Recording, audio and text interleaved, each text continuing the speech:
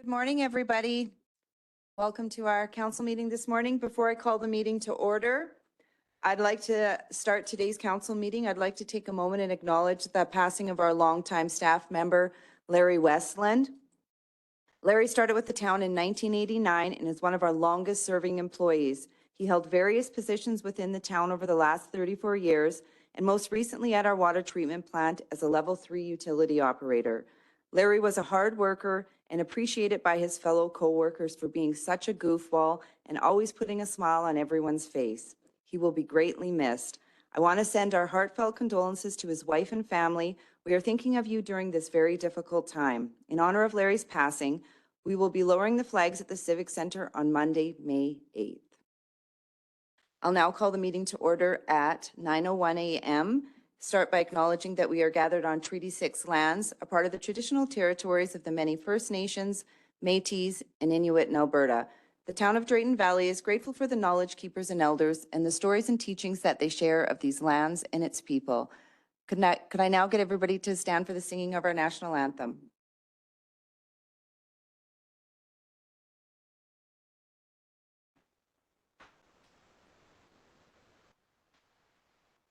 Oh, Canada, our home and native land, true patriot love in all thy sons command. With glowing hearts we see thee rise, the true north strong and free. From far and wide, oh Canada, we stand on guard for thee. God keep our land, glorious and free. Oh Canada, we stand on guard for thee. Canada, we stand on guard for thee.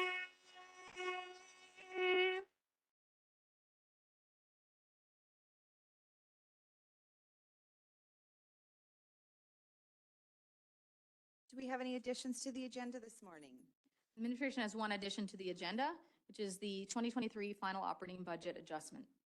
Okay, so the 2023 final operating budget adjustments, and that will be decision items right after the mill rate. That's correct. 9.2. Thank you. So 9.2, and then everything else will kind of just shift on down. Is there a member of council that would like to adopt the agenda with the addition of the 2023 final operating budget adjustments? Councilor Sheriffs, all in favor? That is carried. Any corrections or amendments to the April 19th, 2023 regular meeting of council, April 19th, 2023 statutory public hearing 2023-01D amending bylaw? Is there a member of council that would like to adopt that? Councilor Clark, all in favor? That is carried. We don't have any proclamations today, but I'd like to acknowledge that there are a few important days at the beginning, the first 2 weeks in May. May 1st to May 7th is Mental Health Awareness Week. This is a time to bring attention to the needs of everybody's mental health. Mental Health Awareness Week is vital in increasing public understanding of mental health and how mental health problems can be prevented. In addition, May 4th is International Firefighters Day. International Firefighters Day is a time when the world's community can recognize and honor the sacrifices that firefighters make to ensure that their communities and environment are as safe as possible. It's also a day in which current and past firefighters can be thanked for their contributions. And I would particularly like to thank our team here very much. Thank you for everything you do to protect and keep our community safe. And thank you for allowing the counselors to come out with you a couple of weeks ago in the training. We're still talking about that. I don't know if Councillor Sheriffs has signed up yet, but we certainly appreciate everything you do. And I also want to acknowledge that we have Mother's Day coming up. So I just want to say, thank you to all the amazing mothers out there for everything that you do, the nurturing and care and love that you give to your family and to your friends and your community. And that is it for the special days. We have no public hearings, but we do have 3 delegations this morning. And our first delegation is 7.1, the RCMP stats. We have Acting Staff Sergeant Ryan Hoopner here. And you brought a guest this morning again. But yeah, we like it too. Good morning, welcome. This is Constable Andrea Kootenay. And Morning, welcome. she comes to us from Vernon. She's actually our most recent member. Okay, But Nice. it's exciting because she's been here over a year. That means we're doing pretty good. wow, that's Yeah. awesome. Yeah. So that's good and bad, I suppose, because we've got some vacancies, but we've gone through the big push of so that everybody has some service now. But yeah, Andrea has been here. This is Andrea. Well, we're glad that you bring somebody with you when you come. So yeah, I'll just, we want to pull up the stats. I'll just go through them quick. So if we show that one, we continue to kind of do pretty good. Our persons crime are way down from last year. That was an anomaly last year that our persons crime was up, and we've seen that come back to normal levels. So I've talked about that before. It's hard to predict. It's hard to kind of, you never know when you're going to get that, as it's usually kind of crimes of emotion.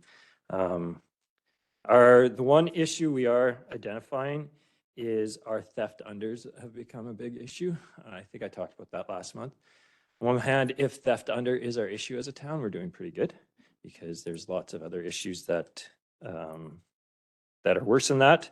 But we are seeing like it shows in the one stat, it's a 77% increase from last year in our theft unders, which is high. I did some digging into that. A lot of that is theft from motor vehicles. So our people checking door handles and finding stuff in vehicles. And we had calls on the weekend of a stolen duffel bag out of a vehicle that had its windows down and doors unlocked. So it's hard to prevent that stuff. But I mean, there are people out checking vehicles. So we're going to try and combat a little bit of that by ramping up our Lock It or Lose It campaign and just getting out and making sure that we're checking stuff too. The other thing is that is we've got some door cam footage of that, and it's not like, I think we're doing a good job with our pods and our day use center. It's not, doesn't look like it's our homeless population. Our school resource officers have identified a few of those kids running around. So we're going to work that angle as well from some of the doorbell footage. But we were up, I think we were at like 23, where last year we were at like 7. So it's a big increase. So we have to, there's a group of kids we feel that we've now through our SRO, we've identified a couple of them that we're going to try and intervene with, but they're out quite a bit. So, I mean, if you guys can put it out there too, lock your stuff. They're not breaking into cars. They're not smashing windows. It's just unlocked vehicles. So just a reminder to lock your vehicles. Other than that, theft of motor vehicles has kind of stayed the same. It's still down. We're gonna have to monitor that though, because we do have some people that are recently out and are getting out. So we're hopefully that we'll bring in our crew teams, and CAD crew's been working hard, and we'll try and keep that under control. But other than that, we're cruising along. Our overall criminal code calls are still down from last year, and last year was a low year. So we're doing good. Fantastic. Yeah. The good and bad news. That's right. Other than that, currently we're busy helping out in Evansburg. We had lots of members up there over the weekend.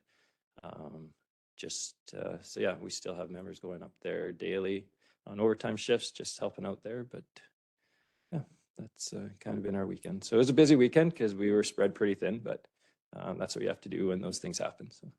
Can you give us a little bit of an update of what's happening? Like, is it contained? Have people evacuating? There is still an evacuation area that we have locked down, and they're running different checkpoints. As far as maybe fire would be better to talk about whether it's contained or not. That's out of my.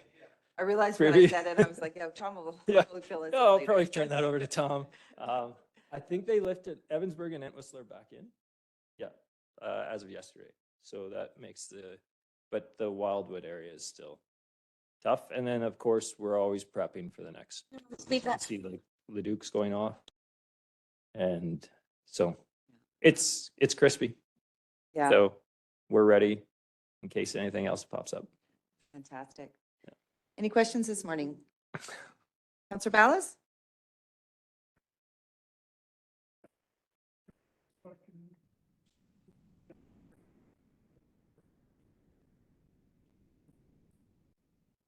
Yeah, it goes to Evansburg. So like, for example, Saturday night when it really, Evansburg had one police officer working. So I actually went in and worked a night shift first time in years. They're terrible. But anyways, I still invoice to Evansburg. Just, yeah, all that coverage gets in, and Evansburg gets a special. If that ever happened here, it just doesn't come out of our detachment because it's such a big project that gets a special number assigned to build back to the province. Yeah. And secondly, can you give us an update on the staff sergeant? Well, this is probably, well, I'll come with him to the next one, but he comes in 2 weeks. So yeah, so yeah, I'll be done here in 2 weeks. But yeah, so he'll be at the next council meeting. Well, thank you. You've done an excellent job, in my Wow. opinion. So thank you for your service. Well, thank you. Yeah. Thanks for putting up with me as I learn the ropes. You certainly have done a fantastic job. How are you with the team, like for staff and things like that? Any new recruitment? Well, I guess a year ago, but are all the positions filled? So we still have some, actually, we had a corporal start yesterday and I would have brought him here, but he's got to go back. He's from Red Deer. He's got court in Red Deer today. So he's heading back to Red Deer and then he'll be working tonight. So he started yesterday. So he's just arrived. Our staff starts in 2 weeks. A corporal coming from Cranbrook, and she's just going to list her house. She ran into some trouble with the PSE strike because she didn't get authority to list because that's all run through PSEs. So that got slowed down a little bit, but that should be going this week. And then we have a constable coming for our GIS out of BC as well, and she's just listing her house. And then we have a constable coming from Peace River in May. And that will cover, we have an officer leaving here probably at the end of, like middle of June. And the guy from Peace will cover him, but we still have an open constable spot So that we're looking to fill. You'll be one short then Yep. still. We still will be one short. And we have, lots of you probably know Constable Mikhail Kadjabashe. Right, he's been here for 8.5 years. He's doing his PDS training right now to become a dog handler. So he will be moving out. And I've been talking with our staffing about transitioning that quicker because he's going to be leaving by the end of September Okay. to be a dog handler somewhere. So And you can't do that here? we don't have a dog position here. Yeah, no. Our dog comes out of Parkland. Any other questions this morning? Well, thank you very much for the update. Sure. It was nice meeting you and enjoy the rest of your day. We'll Thank see you. you in a couple weeks. See you guys. Moving along to 7.2, we have our Homelessness and Poverty Reduction Society and Warming Hearts delegation. Good morning, Marty and Kenton. You can come on down to the podium. Welcome.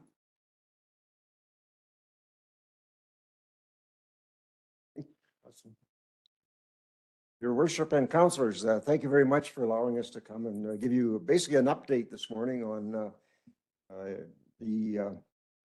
how we're trying to combat the homelessness situation in Drayton Valley. Basically, just to avoid some confusion, to explain we have two organizations involved in this. Of course, the DV and Area Homelessness and Poverty Reduction Society, which actually has the lease on the Warming Hearts Center. It is being operated by the Warming Hearts Center itself through a memorandum of understanding with the Poverty Reduction Society. So we have two societies involved.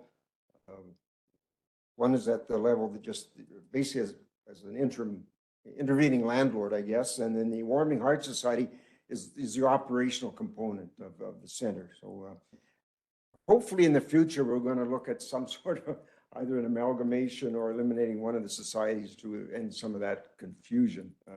But right now we're having to deal with the two societies. So we've also been supported, of course, by the town, and we welcome the support you have given us. Just backing up a little bit, our PowerPoint contains a lot of information.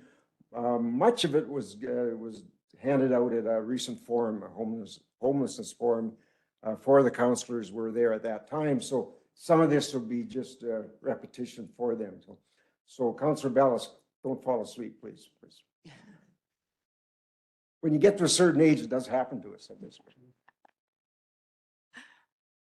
So the two organizations have partnered together to set up the Warming Hearts Center.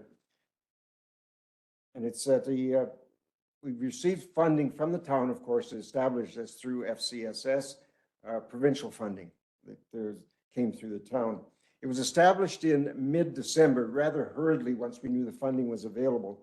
So we secured the old Beehive Center adjacent to the bottle depot. It's a rather large facility, not ideal perhaps, but it's working out well, and there's lots of space there for us. And it's in a reasonable location. Just statistically, we're advised that there's just recently 138 different people have accessed the shelter pods as well, which are just about a block and a half away from the center. And probably 110 different individuals have accessed the center that we operate. Some of them only once, some of them were there multiple times, almost regularly. And of these are figures that were given to us by FCSS. Anecdotally, we were assuming there's more than 110. We're thinking sometimes, and people move through the community as well, somewhere between 110 and 160, although it is just anecdotal information.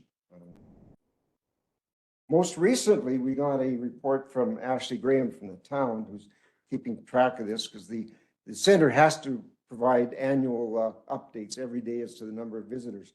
And she says for the month of March, the total visits were 514 for the Warming Hearts Center. Some of them were only there once, some of them were there very regularly, but for the month of March, 514 total visits. So that was averaging about 22 a day, dropping into the center itself.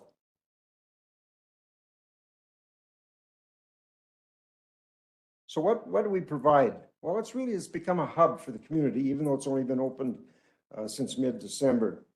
We're providing a safe and secure place for the unsheltered homeless population in our community. We provide regular meals. It's a consistent place for them to meet and gather. And we're also providing a hub for multiple other services, which we'll get to in a minute. So the regular hours there. So I'm not stating everything that are in the slides. I think you can read a lot of that. So we're established from Monday to Friday, 9 a.m. to 5 p.m. And sometimes the hours have been extended in the winter during extreme weather situations. So what do we offer directly in the hub? I guess the main thing that we're offering is snacks, water, coffee, tea, and juices available during all of our open hours. Then in the morning, we provide a continental breakfast, heated lunches, and dinners.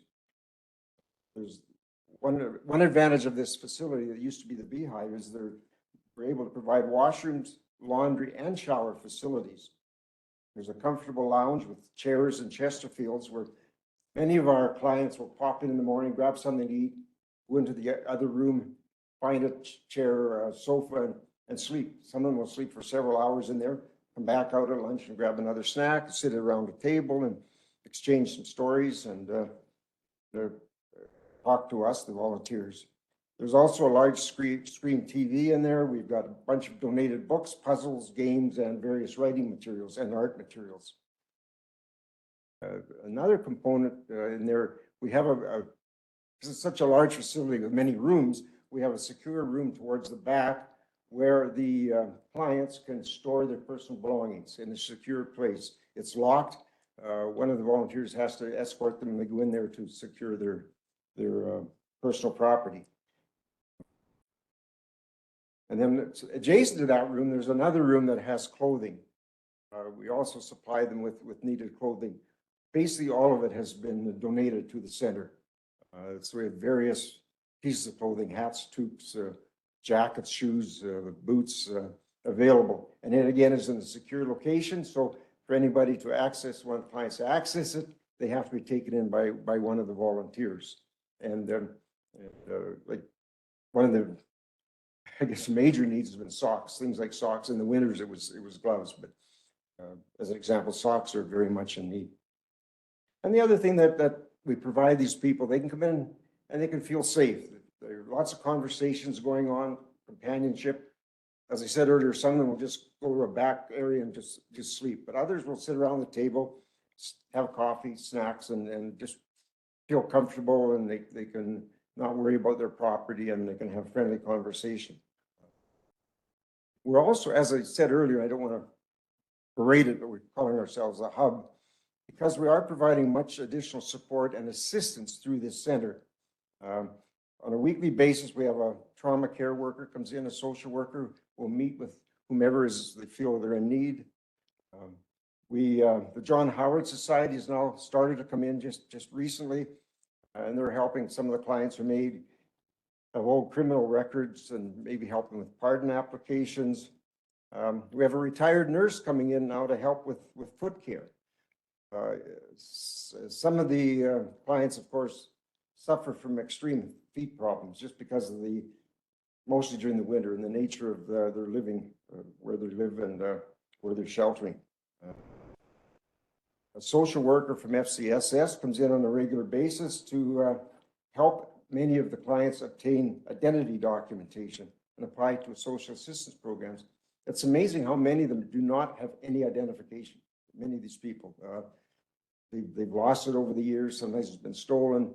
So we have somebody coming in to help them make basic applications for an identity card. And they need that in order to apply for ACE or other social assistance. There's also regular communications with the RCMP and medical services.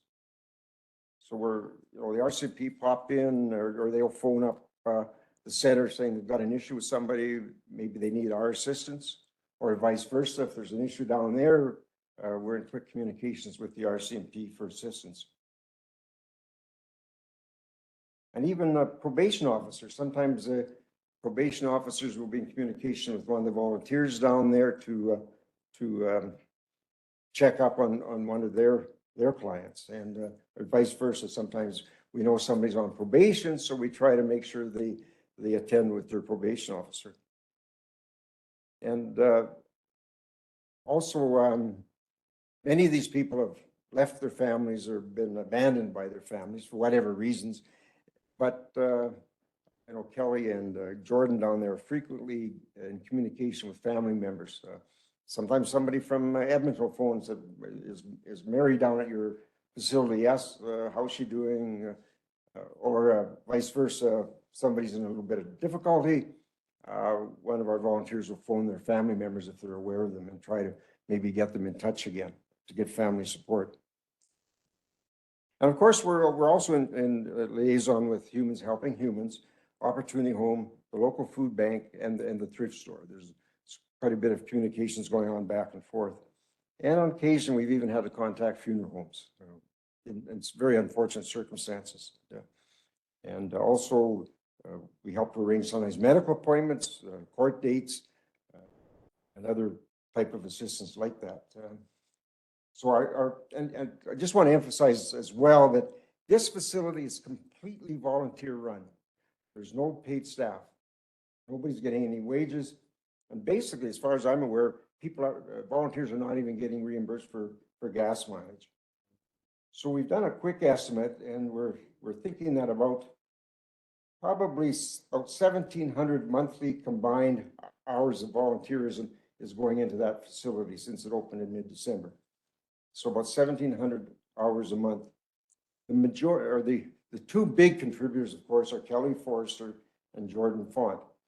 Kelly has been running her Warming Hearts societies for about 11 years, and she's sort of the driving force behind all of this.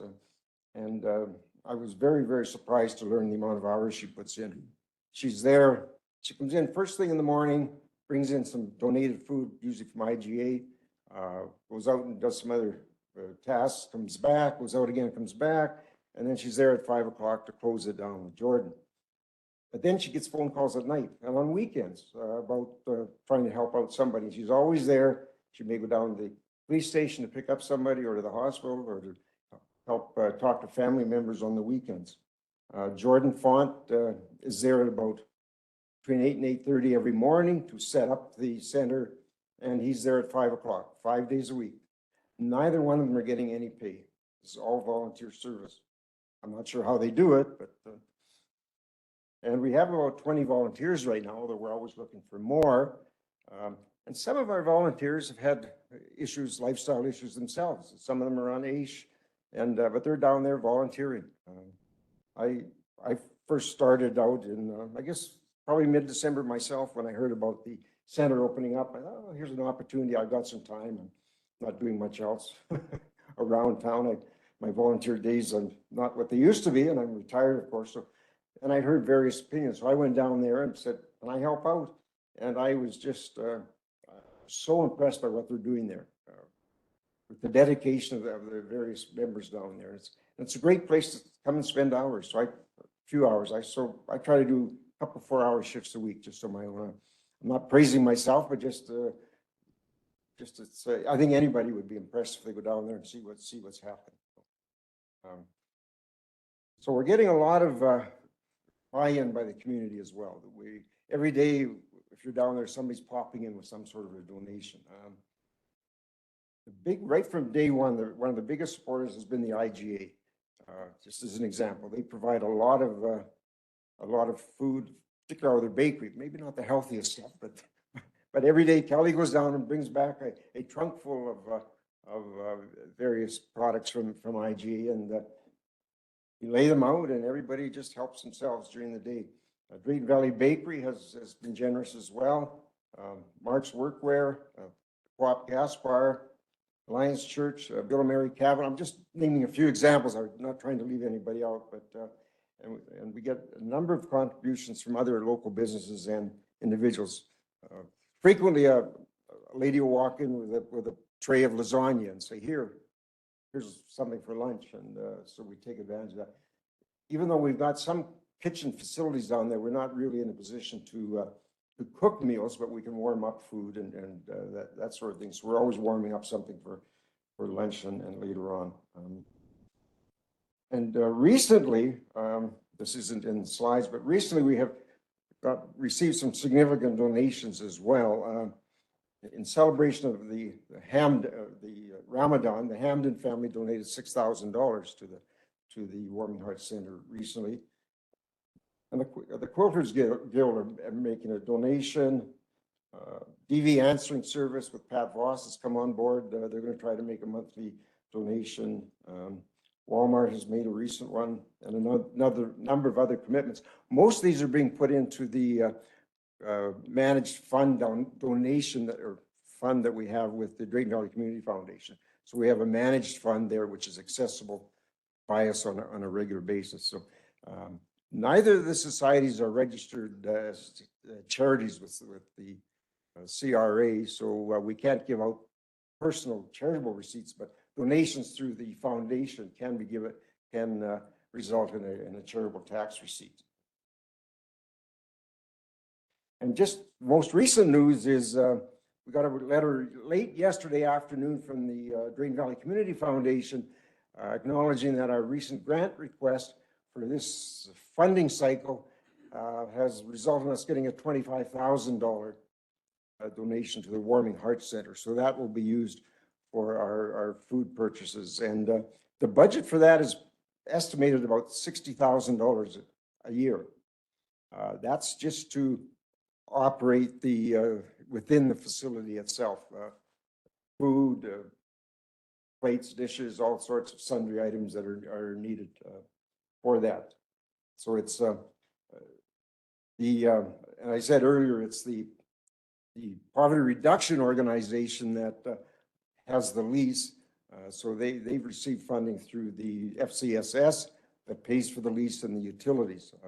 There's still some ongoing requests there for some of the other sundry costs that Kenton will mention in a minute. So again, going back to a safe environment, the rules are pretty strict down there to keep everybody safe and comfortable there. There's absolutely no smoking, vaping, alcohol, or prohibited drug consumption in the center or on the grounds.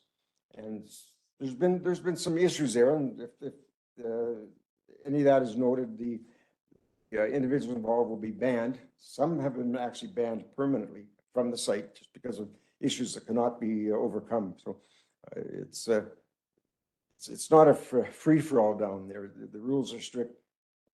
anybody bringing in a bag, whether it's a small backpack or whatever, has to be, they have to put it in plastic bags, and just to try to keep everything clean and safe.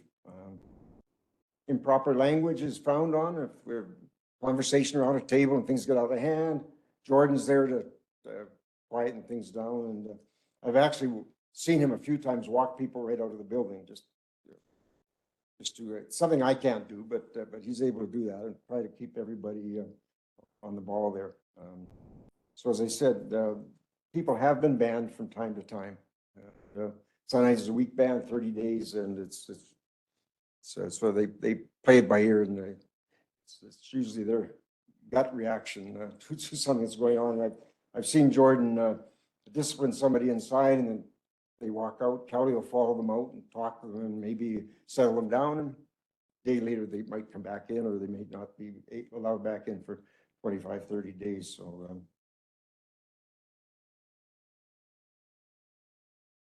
So basically, it just, I think it's reflecting this group of people's love of our community and contribution to our community, and how everybody's supporting these people in need, these vulnerable people. By the way, Ken's going to throw a few slides here, and the people that are showing these are all given permission to have their faces shown. So the one before this was Kelly and Jordan, who don't know them. So they're just standing inside the main room in the facility. So that's some of our volunteers. The two ladies there in the middle actually come up from Breton. They come up from Breton once a week to help out. And the one lady brought in, when the first day she came, I think she brought in like a dozen quilts that she'd knitted up and donated them.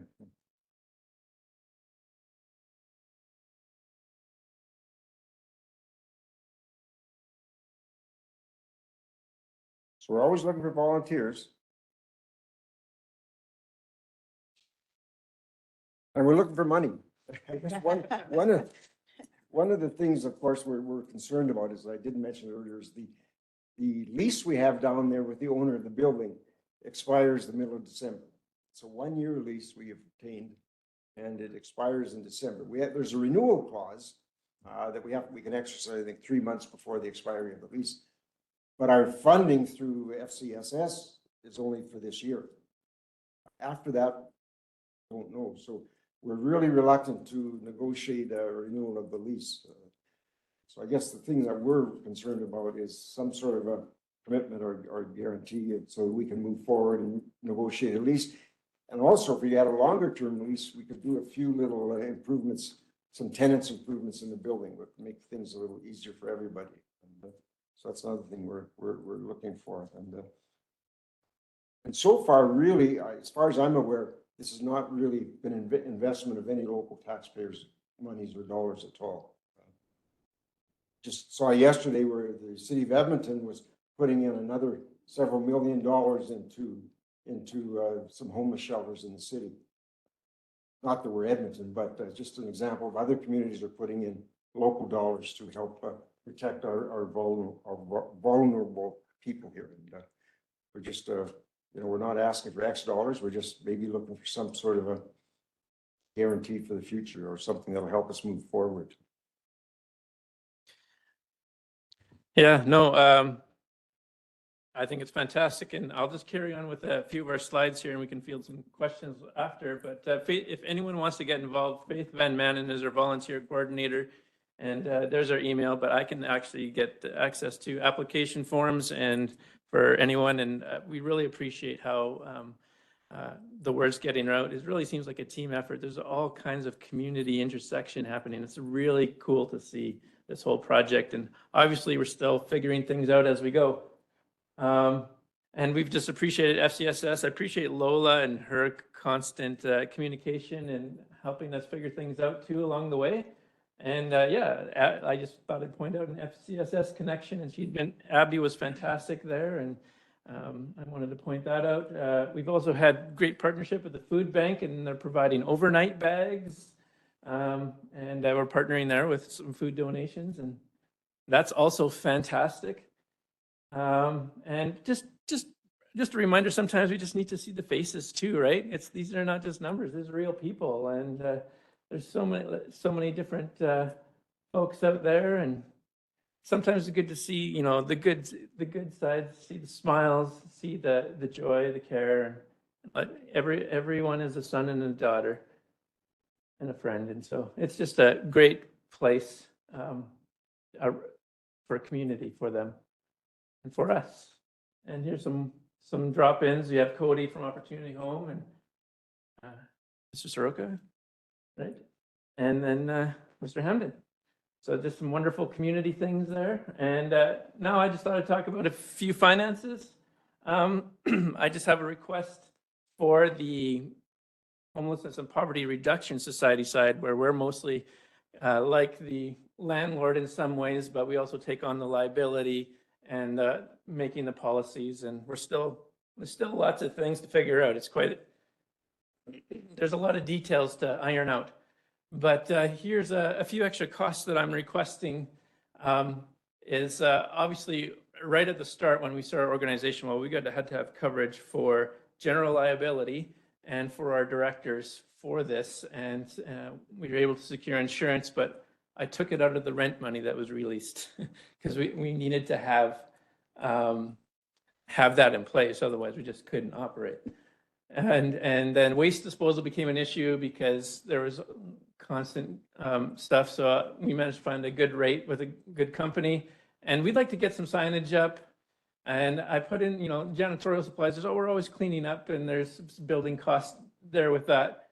And I remember us talking before about, I know that finances and funding can be sketchy and unpredictable, but if we have kind of, I thought, wouldn't it be good to just continue to talk about assurances for lease renewal as we continue to seek community funds, other provincial funding, but in those times of uncertainty, would the town consider, you know, assurances so that we can keep a stability going and secure a lease and things like that? And so these are just some additional funding requests right now, and I am working on getting a financial statement and working with Lola on all the financial accountability that'll be coming in soon. And also just a note on the money that has been released already, which was $48,000. Utilities have been actually higher than what was estimated. And I'm hoping that that's going to drop and we'll make up for it here in the summer. But yeah, the utility costs actually exceeded the budget anticipation a couple months, but I'm hoping that'll just change here in the summer. So, but we're really operating with really trying to avoid any kind of spending that doesn't come in. So if there's no extra bells and whistles, there's a reason we want to keep it to the main operations, and then we would get signage and other details like that. So that's the finances part. And just some did you knows, both of us have set up accounts through DVCF that can be donated through. And we need to continue to work on some promotion, and we really appreciate everybody's help in getting the word around and communicating that. And we're just grateful for your initial support. I mean, this is pretty amazing. This just started, this is not that old, right? This is pretty amazing that our town has been able to come together and do this. And it's amazing how much has been done in a short time, all done by volunteers, no paid position. And we've got a lot more work to do to refine and develop and, you know, get a few more ducks in a row, but it's great. It's amazing what has been happening. And I don't know, I feel really proud of our community. I think there's a lot of wonderful, generous, caring people. And it's great. And yeah, just thank you for your continuing support. And I just threw up some possible ideas of, you know, what can you do now? And obviously there's the financial component. You can help us with promotion and support. Maybe we can get some connections there through the town website. I don't know. Any other resources or manpower, or maybe you just want to personally volunteer and just see it for yourself. Come and connect that way. And we welcome everyone taking ownership of this project. This is our community. So thank you. Thank you very much for your presentation. I will open it up for questions. Councilor Kamana? Thank you. No, thank you very much, both of you. And it's a great presentation with lots of information there. I've had the opportunity to visit the facility a few times, and it's great to see how the community getting together to make this happen. And also great to see that our vulnerable population is there, and then how they have been have a place to for them to gather and stay and call home, maybe even for themselves. I was just wondering about your usage or usage numbers. Do you have, can you shed some light on that? How many people or clients that you usually daily deal with? They're regularly reported through to FCSS, so they have all the hard numbers for us. Yeah, we report every day, daily. Jordan reports at the end of the day, numbers of, so one of the slides showed the estimates of the homeless community in Toronto. And not everybody accesses the facility, the center, the homeless. Some of them are reluctant to come over for whatever reason, or they're further away.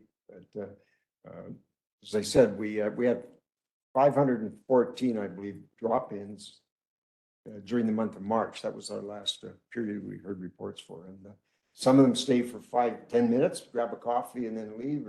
And some of them will stay a good portion of the day or come and go. Okay, just wondering, are they individuals or they are reoccurring separate individuals, or they're reoccurring and coming back the same person? They all individuals. Individual, okay. No families have come in that I'm aware of, but and the age range I'm estimating is probably from 18. One of them just turned 18 yesterday, I think. And I think he's about the youngest, and mid-60s. Just to give you an example. And unfortunately, so many of them are much younger than me, but they look much older than. More of a comment of them than of me, but In the actual reporting, yes, sir.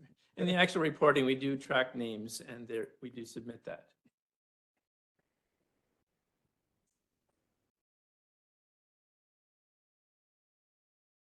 Yeah. And we do take their names, but we don't release them. I mean, Yeah. Councillor Ballas? Thank you. This is probably more a question for Lola. When would we know if there would be any grant funding available, if any?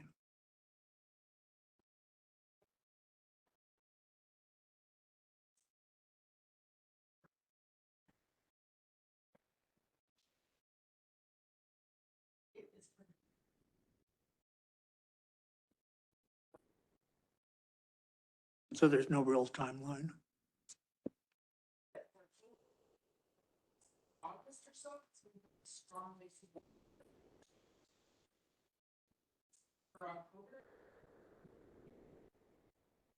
Thank you. We do have later on the agenda to, Lola will be talking to us a little bit about the Rural Winter Shelter Program grant allocation. So, excuse me, though, you can ask a few more questions there as well. Can you tell us any success stories from the clients that are coming into the center since it opened? Well, I guess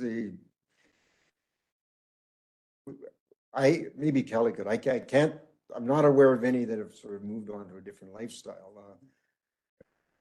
I mean, some of them have been reconnected with families, have left to maybe a parent is in another community and they've left to join them. In fact, there's one fellow that, it's not a success story yet, but one fellow, I think it was just a couple of days ago, has been connected with the schizophrenic clinic in Camrose. He was on his way, I think maybe today, to that clinic for 90 days. Hopefully that's a success story. Yeah. But, without the connections of Kelly and Jordan, that may not have happened at all. And he was a regular at he would come in very frequently to this, almost every day into the center. And they managed to connect him, I think, with the help of his father through a facility in Camrose. So he was moving on. So hopefully that might be a success story. And others, I guess sometimes connected with their families. A few have been taken under their shelter of their families again. But I'm just doing this, I just see this anecdotally, just as an observer without being professional, and, you know, my experience down there is there's so many issues, you know, some of them have drug addictions, but not all of them. I mean, that's sort of the common theme, everybody, oh, they're addiction addicts, but so many of them have suffered different traumas, brain injuries, just schizophrenia, different mental issues. And I think just us providing them comfort, those are success stories, I believe, just them being able to come in and just for my couple times a week down there, from my first week to now, I've seen a couple that come in earlier on, were very reluctant to talk or to get comfortable. And now they come in on a regular basis and they seem happier. You know, they seem like they're in a better place now. To me, that is success. Yeah, I was going to say, yeah, it all depends on what you're measuring too, right? Like, I mean, probably stability and security is an important starting point for a lot of other services to be integrated and access. And like, there's some comment about, you know, it could be a place where we can now work on some pre-trauma care treatment and things like that. And like John Millett has some counseling experience in there and how he partners over there. But yeah, I think there's a lot of little steps that we can look at with bringing in other services and coordinating those things. But I think that we should value the stability that it brings and predictability so that other services can interact and we can grow this. And I think there's lots of questions and there'll probably some hiccups and bumps along the road.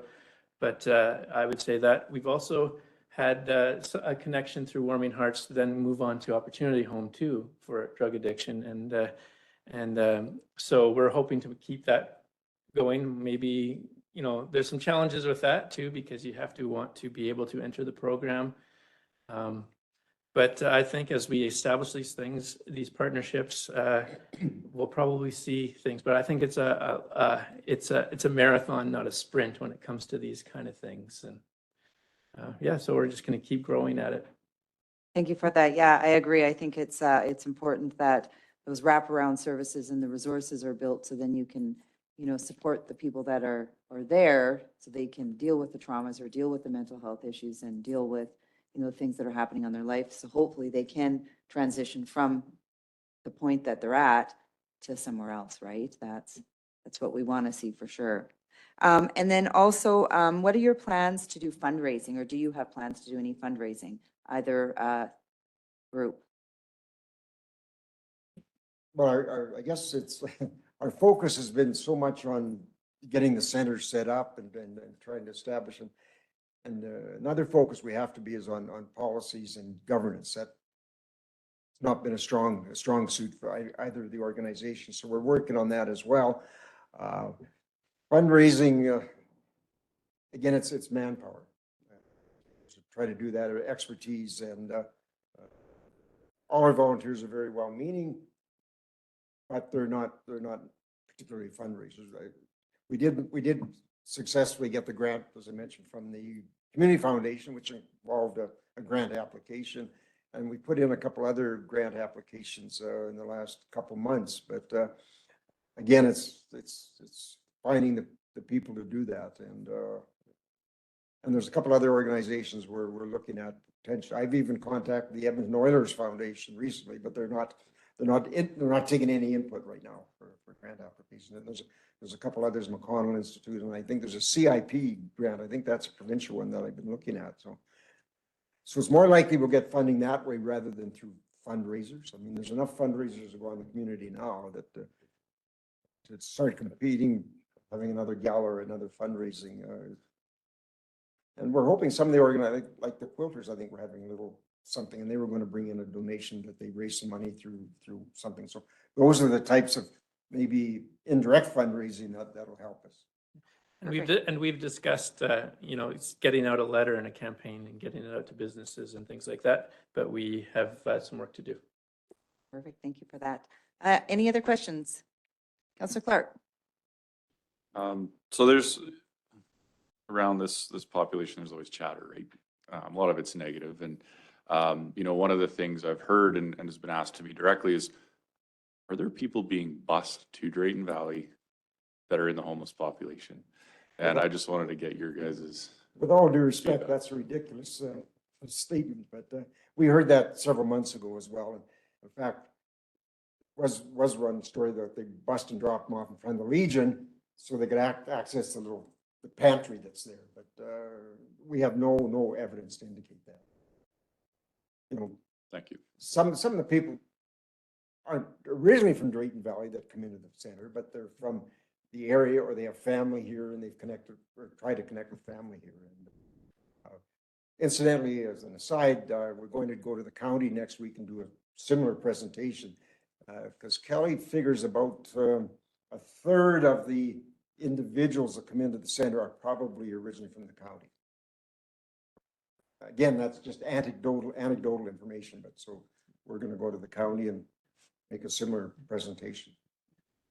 Yeah, and one of our volunteers at the center, she shared some very personal stuff where as she's volunteering there, she's like, I've grown up with a number of these folks and, you know, so it breaks her heart and she loves to help serve and help. So it's our community. Thank you. Well, we certainly appreciate you coming in today and sharing how the two groups have been moving forward and how they've been doing. And it sounds like there's been a lot of community support and volunteers. And thank you very much to all of them and to yourselves for dedicating your time and efforts in dealing with our most vulnerable population in our community. And we have some thinking to do about your asks. You have been very clear on our asks. And if we have any further questions, did you want us to go through you or to talk kind of directly through Lola or Both work. either or? You can contact me if you'd like. Yeah, Marty's a good person. I know, Marty. Well, thank you very much. We appreciate it. Thanks for the Enjoy the rest of your Thank you. day. We'll move on to 7.3, Humans Helping Humans Housing Foundation Delegation. I believe we have Mr. Rob Cream online. Yeah. Hopefully you morning, can hear Rob. me. Yes, Morning. we can. Excellent. Well, good morning, Mayor and Council. For those who don't know me, my name is Rob Cream. I'm here on behalf of Humans Helping Humans Housing Foundation. I'm the present chair of our Shelter Pod subgroup, which is the day-to-day operator of the Shelter Pod program on behalf of the town.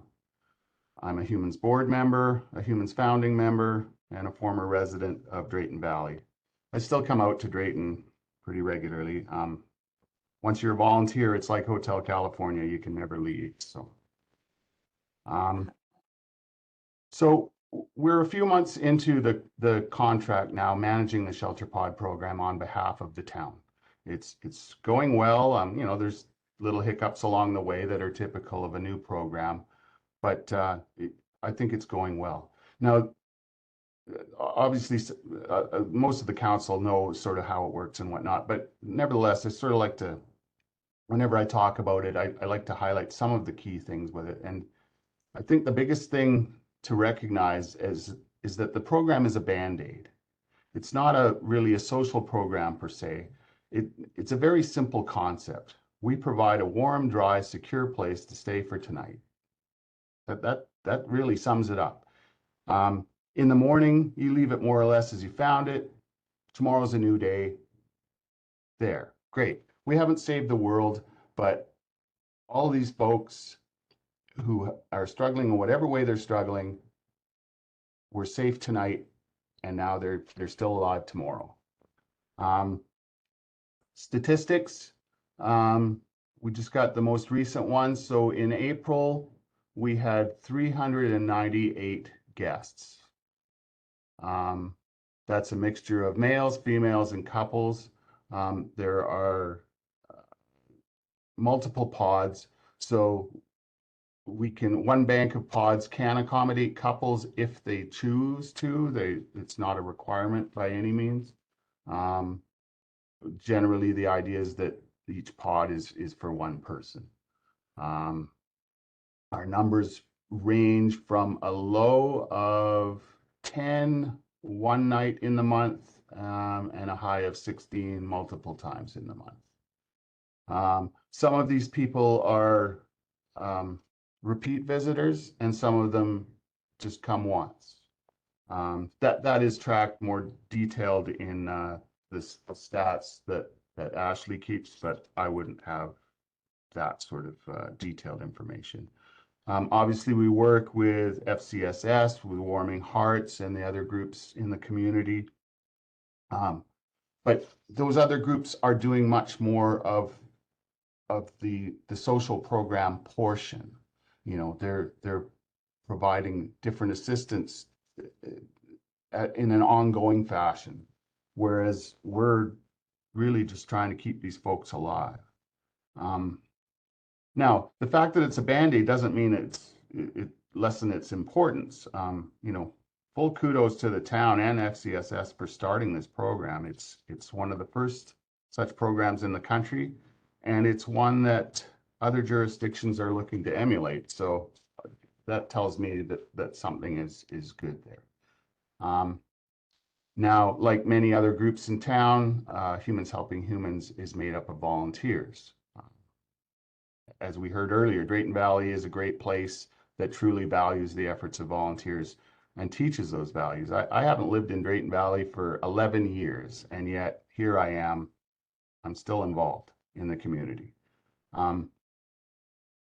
Now, people here are familiar with our build days when we were doing our transitional housing. You know, everyone's swinging a hammer, and this shelter pod program is different. It's really about facility management. So there are opportunities for volunteers, you know, responding to the public, talking to the neighbors, reviewing the behavior of our guests on a daily basis to see if we have to institute any bans, any of the what we'll call executive team type stuff. But there's a lot of other portions that rely on staffing, and by that I mean paid staff. So there's janitorial work, there's maintenance, there's, you know, emptying the porta potties, there's electronic communications, that kind of stuff. Now, some of those staff are also sometimes our guests. Our guests are involved in cleaning, snow removal, that kind of stuff. But it's the type of program that unfortunately can't be 100% volunteer based. Unlike perhaps our transitional housing, where we've only ever had one part-time staff member for all of those types of things. And of course, the other difference from most of these other programs is that all of the vast majority of the activity of our program happens in the middle of the night, not during the day. So, okay, it's a new program, it's a new concept, the model's still being tweaked. So, you know, we see what works and making sure that the costs are kept reasonable. It's a funded program, but it's not a bottomless bucket. We recognize that, so we're keeping track of all that sort of thing all the time.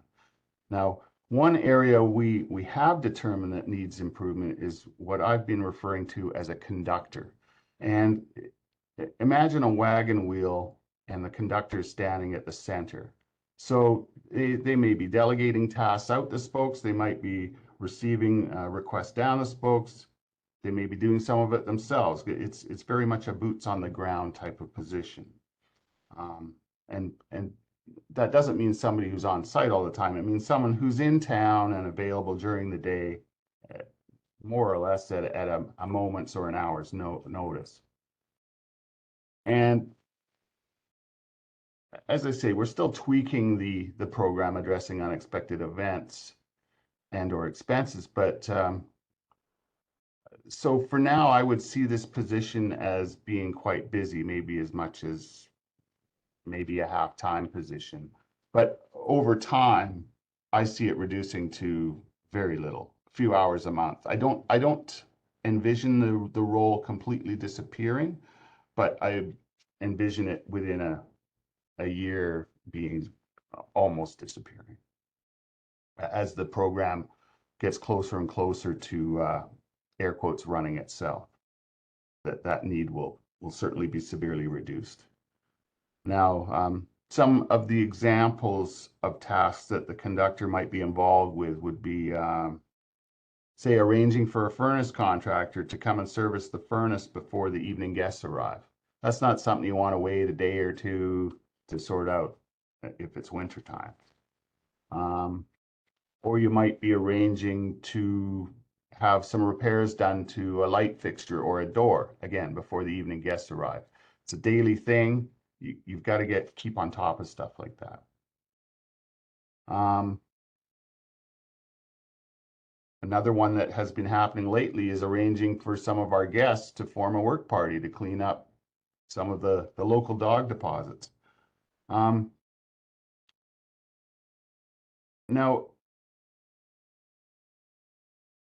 I talked earlier, you know, everyone has talked earlier about all the different benefits to the community, and some of these benefits are perhaps unforeseen. We don't automatically know every need in the community before a program is in place.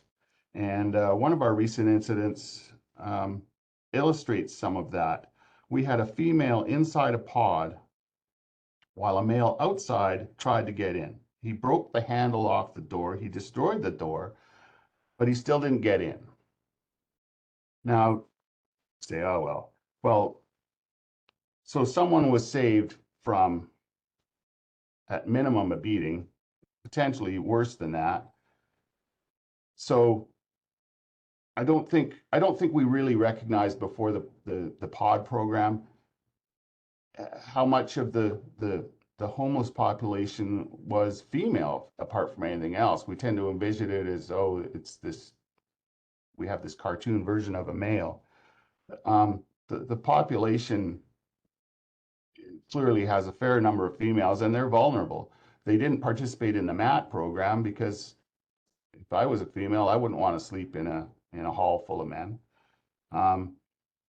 The fact that we have these individual secure rooms is a massive plus. It really is. Now, part of the unexpected part that comes in there, of course, is that we have a bill for several $1,000s for a new door. Part of the growing pains, right? Now, the request that I had came here about is a request for $15,000, and that was based on what we felt the need was for this conductor position for this fiscal year of the contract.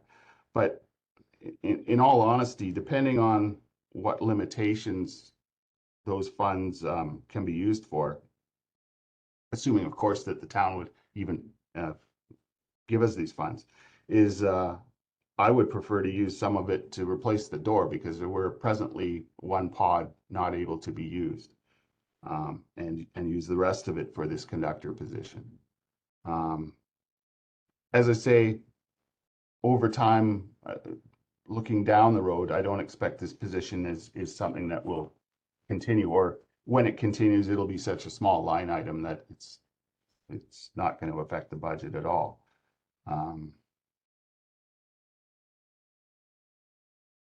I probably could talk forever, but probably better to stop and let people ask questions. Thank you very much, Rob. I will open it up for questions from our council. Councilor Clark? So can you kind of expand on exactly what your conductor would do?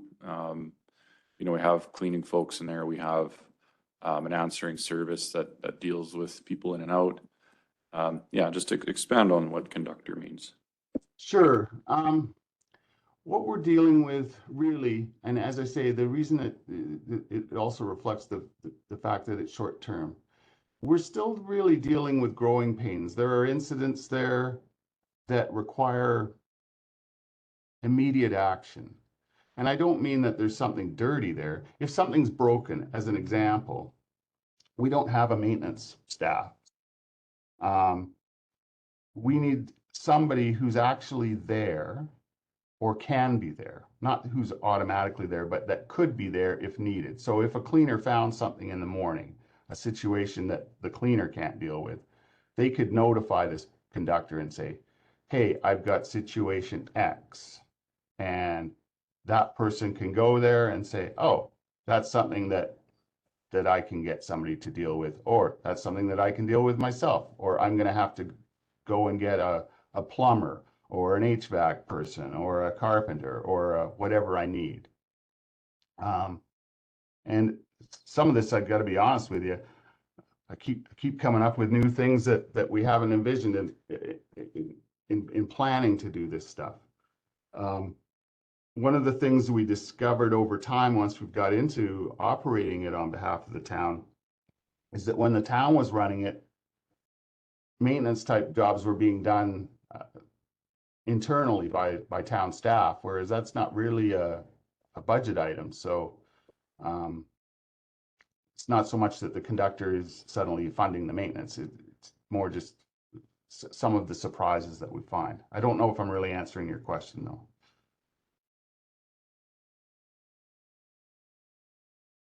Kind of, I guess. Okay, no, I think that's fine. So I do have a question. So who is the local rep currently for the pod? Like, I know that it was Bob, and then Bob no longer wanted that position. Is this the same type of position, or is it a expanded position of what Bob's role was? Well, we basically have split Bob's role amongst a few different volunteers who have full-time jobs. Okay. So there's me, who obviously I'm not boots on the ground in town, but I can do lots of things that don't involve being boots on the ground. We have Rita Stagman, another one of our board members. So she deals with a lot of the day-to-day reviewing intercon reports, dealing with bands, that kind of stuff, because again, that has to happen on a daily basis. So that we know whether somebody has done some damage or misbehavior or whatever the case may be, so we know whether they are allowed to return as soon as tonight, or whether, no, they can't come in for X amount of time. We have a couple other volunteers doing stuff in the background as well, but for the most part, we're relying on our staff who are on site daily to alert us to other things that need to happen. And my expectation, in all likelihood, is that I would simply have the head of our cleaning staff do some extra work, whether that's, maybe on Tuesday, they don't do anything. So there's no cost. And maybe on Wednesday, they had to spend an extra couple of hours. And maybe on Thursday, there's nothing again. So that for the most part is who I'm typically using as boots on the ground at present. Okay. And then before Humans Helping Humans took over the pods, did the committee talk about ways that they knew that there would be issues or risks or things like that? What was were there conversations that were had of how things like this would be dealt with, or positions and things like that? Had you anticipated any of these things, or are these just all kind of, new concerns that have arisen? I would say we had anticipated some of them. We hadn't necessarily anticipated that our main person on the ground wasn't going to be there, but those are the typical growing pains one faces, right? Yeah. Are there any other questions? Well, thank you very much.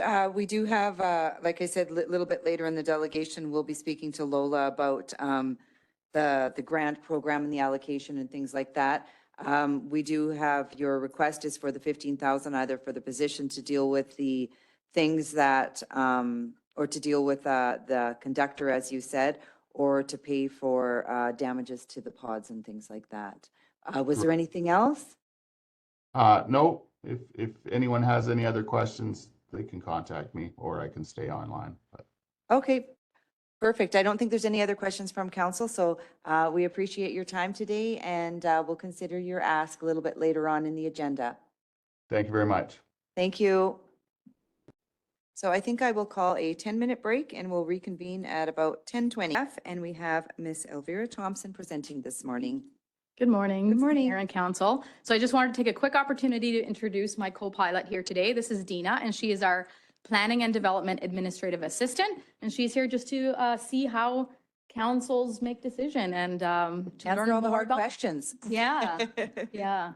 So welcome, Dina. Welcome, good morning.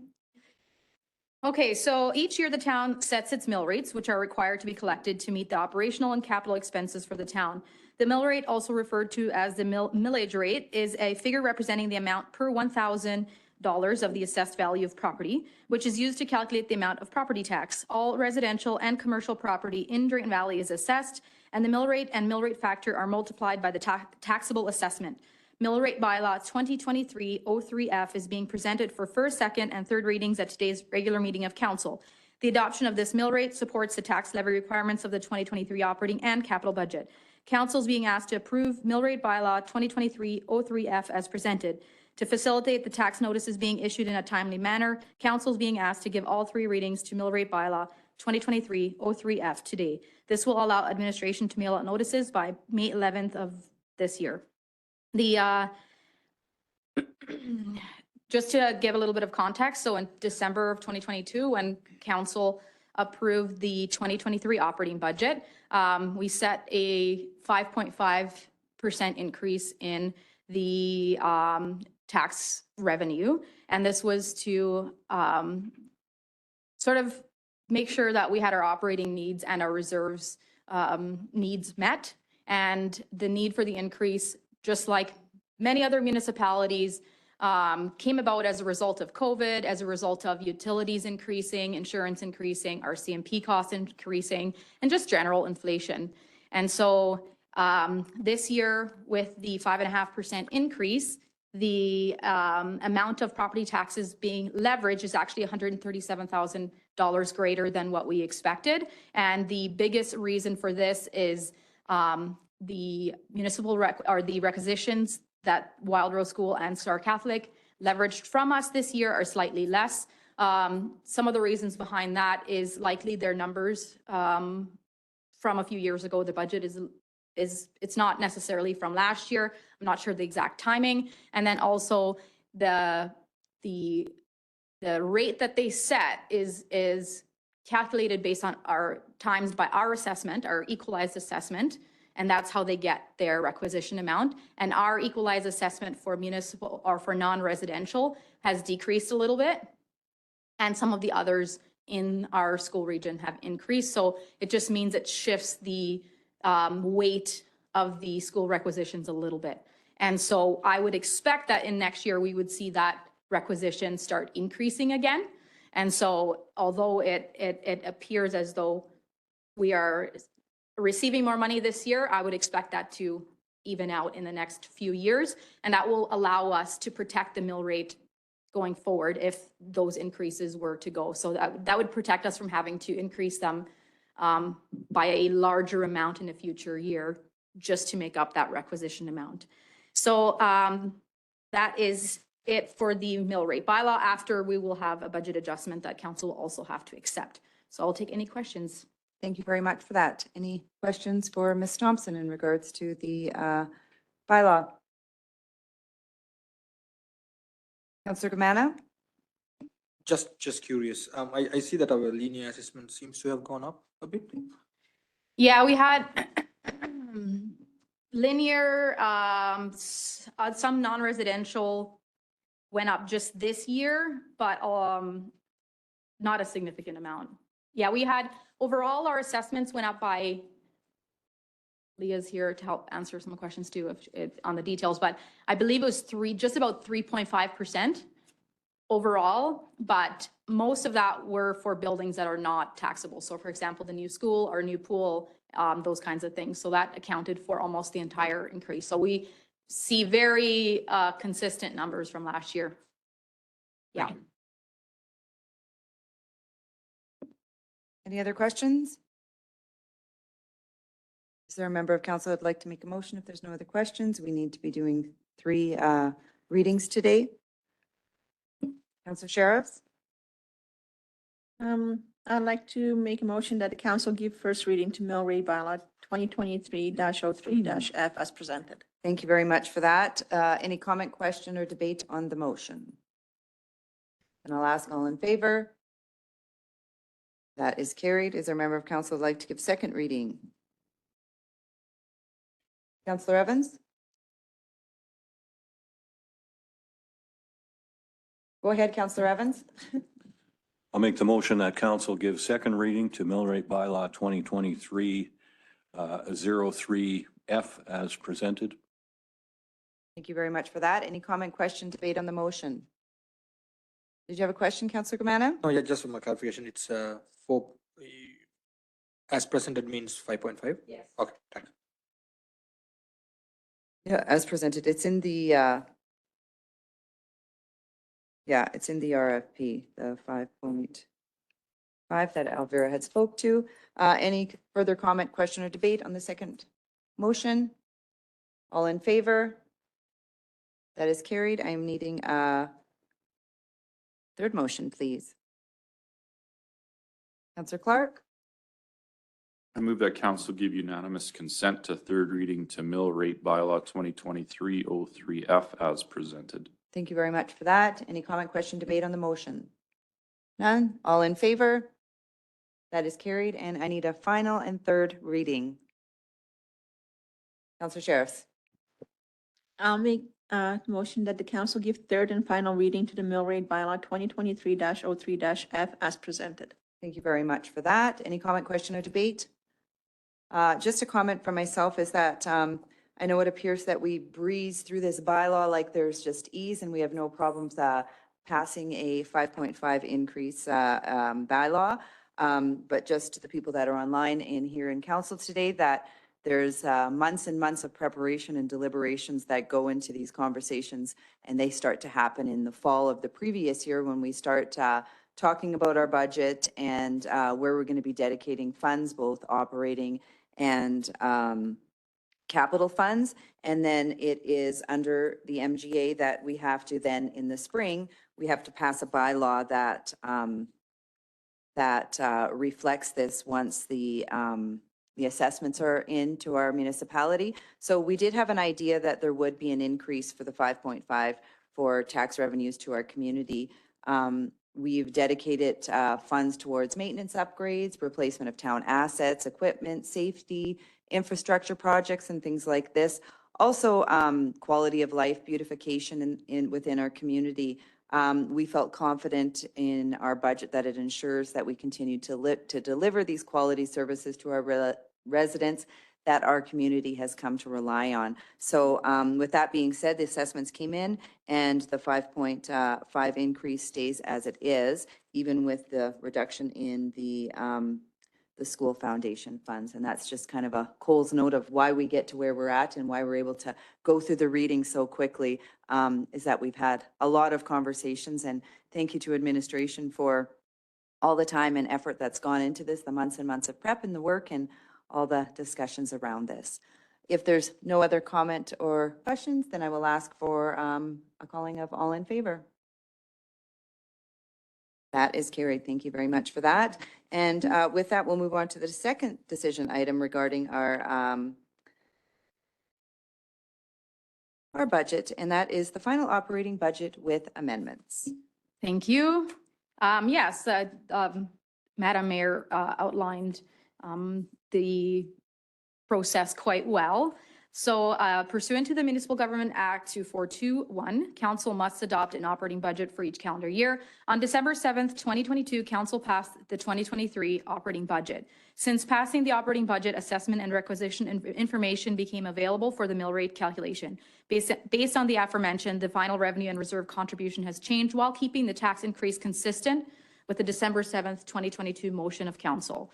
So with the requisitions decreasing, that expense that gets applied to our net revenue, it then increases our net revenue by 137,992, which will be put into reserves for council to allocate to future projects.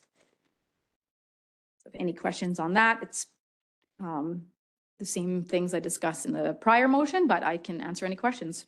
Perfect. Thank you very much for that. Any questions for Ms. Thompson? If there's a member of council, I'm needing them to make the full motion. Councillor Evans?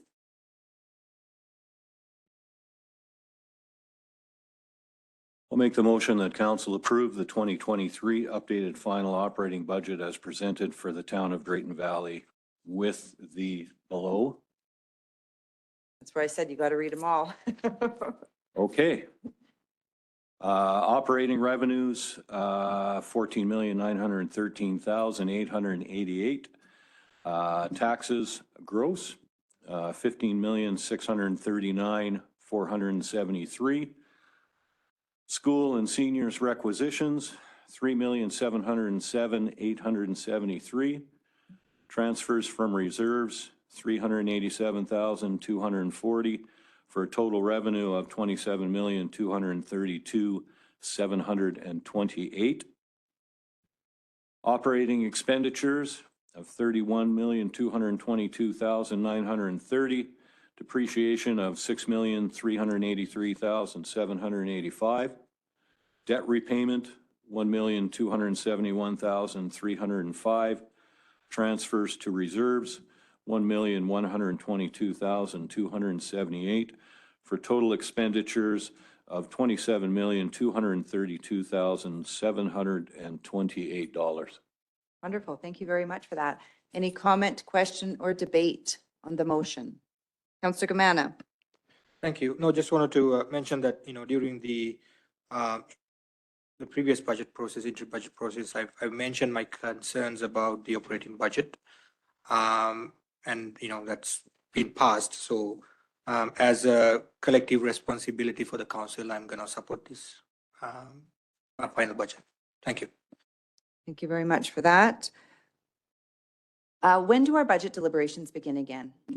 We haven't set a schedule, like a final schedule, but I'd expect early October. Early October. So we begin this process again in early October. Our meetings are open to the public. In the coming months, also, we'll be developing an online budget tool that puts our residents in the driver's seats and lets them allows them an opportunity to balance the budget and determine their priorities in the community. So it lets them kind of see what we do and what our administration does, and then you can play around with it and see where you'd like to see improvement, where you'd like to see reductions. And then we also will take that into consideration once we start the deliberations in October as well. If there's no other comment, question, or debate, then I'll ask all in favor. That is carried. Thank you very much Thank for you so that. much. Okay, moving along, now that we have our budget out of the way, we have our appointment of the clerk to Local Assessment Review Board, both the LARB and the CARB, and that is, I'm going to just say Leah. Miss Leah, come on down.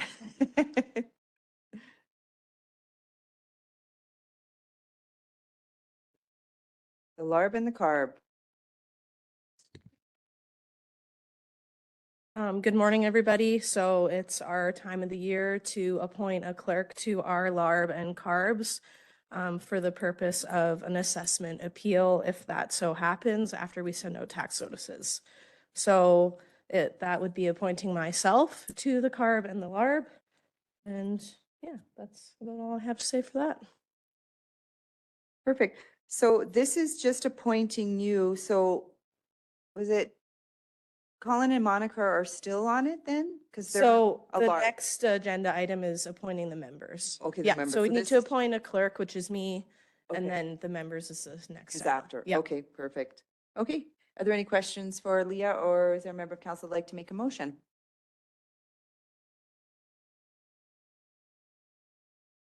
Councillor Sheriffs?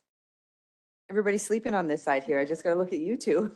I am definitely not going to pronounce your last name properly, so I Oh, apologize. that's fine. I'll make a motion that the council appoint Ms. Leah Sadigian, sorry, as Assessment Review Board Clerk to the Assessment Review Boards for 1-year term expiring May 3rd, 2024. Thank you very much for that. Any comment, question, or debate on the motion? I think you'll do a fantastic job, and we welcome you on board. Thank you. And with that, I'll say all in favor. That is carried. Moving on to the next board member appointment. So this agenda item is for the board member appointments to the Assessment Review Board, so the CARB and the LARB, the Local Assessment and the Composite Assessment Review Board. So we need to appoint 1 council member and 2 members of the public. So we are recommending that we appoint Councillor Monica Sheriffs and then Miss Christina Gallivan and Miss Jacqueline Biolo as our board members for those 2 assessment review boards expiring on December 31st of 2024. Perfect. Thank you very much for that. Any comment, question, or debate on, or I guess I need to ask for a motion. I was thinking you made the motion. I meant needing a counselor to make the motion. Counselor Gamana? Thank you. Yeah, I would like to make a motion that council appoints Ms. Monica Sheriffs, Ms. Christina Gallivan, and Ms. Jacqueline Violo as board member to local assessment review board and composite assessment review boards for the 2023-2024 year expiring on December 31st, 2024. Thank you. Thank you very much for that. Any comment, question, or debate on the motion? All in favor? Oh, you have a question or a comment? No, I have a comment. We didn't get to do any reviews last year, so I'm kind of hoping to have something today, something this year, just to get it. You want to be able to Just use your just to be training. part of it, yes, just to actually put my courses to work. Yeah, it is. It's very extensive training. Yeah, it's a very extensive process. So when that day comes, the appeal deadline day, I usually wait with bated breath to see if we get anybody, but. Me too. I took the training a couple of years ago and Elvira let me know that right when it was done, I had 4. And so I was all excited because I thought I'm going to be able to use this, and then they all settled. So I was very disappointed that they settled, but very happy for them that they were able to come to an agreement. But let's hope that maybe there's some action this year. There's a motion on the table and I'll ask all in favor. That is carried. Thank you very much. you. Congratulations to all of our clerks and our board members. Moving along, 9.5 now is Government of Alberta Rural Winter Shelter Program Grant. I think it's supposed to be or.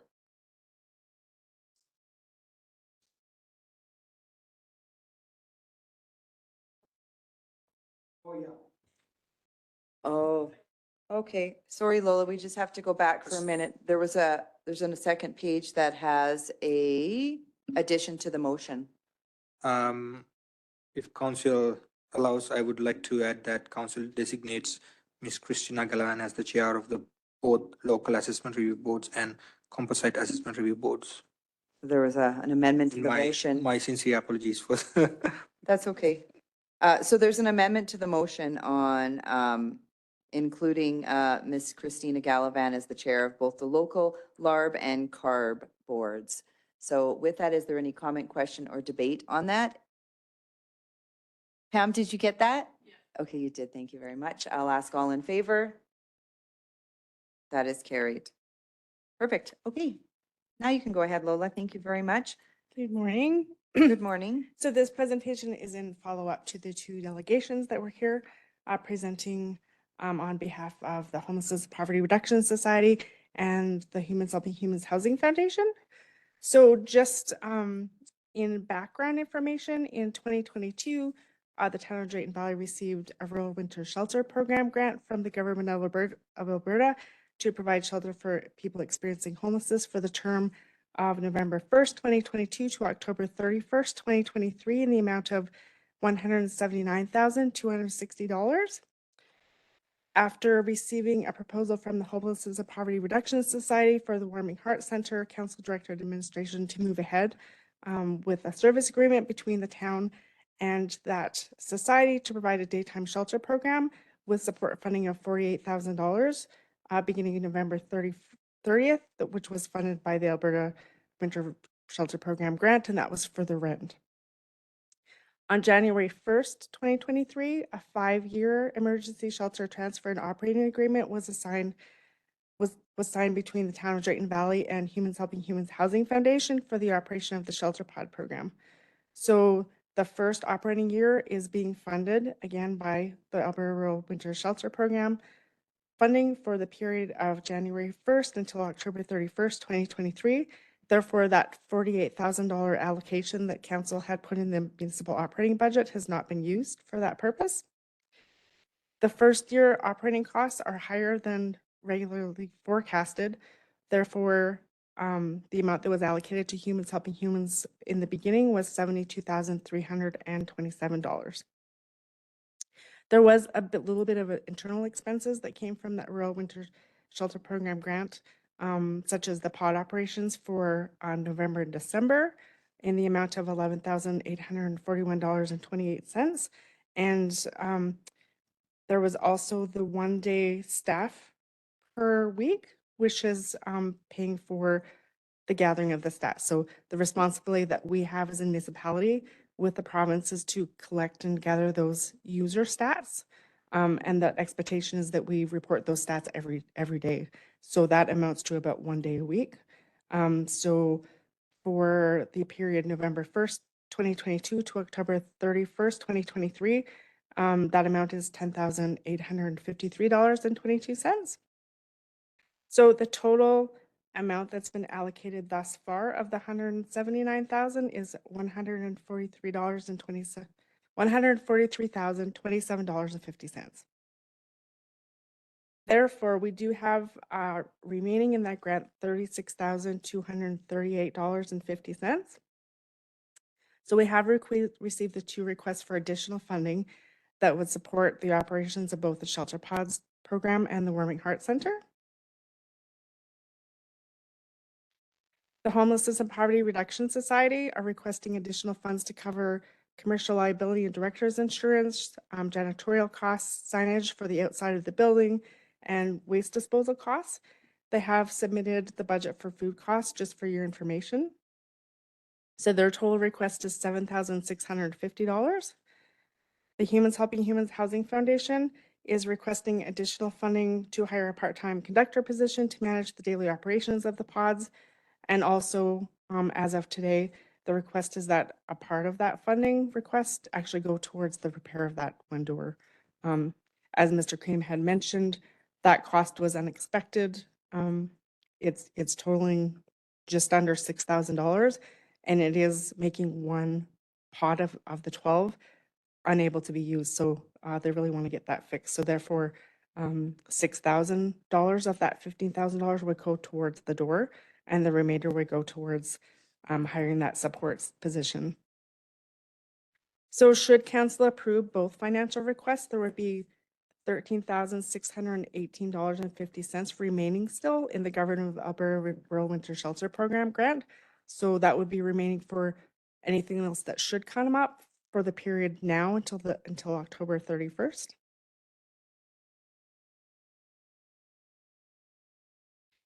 So the recommendation by administration would be that council approve the funding request from the Homelessness and Poverty Reduction Society for $7,650 and Humans Helping Humans Housing Foundation for $15,000, totaling $22,650, and to be paid with the Government of Alberta Rural Winter Shelter Program grant funding contingent on reporting requirements are met. And that's all. I would invite any questions that you might have. Thank you very much for that. Any questions for Ms. Strand?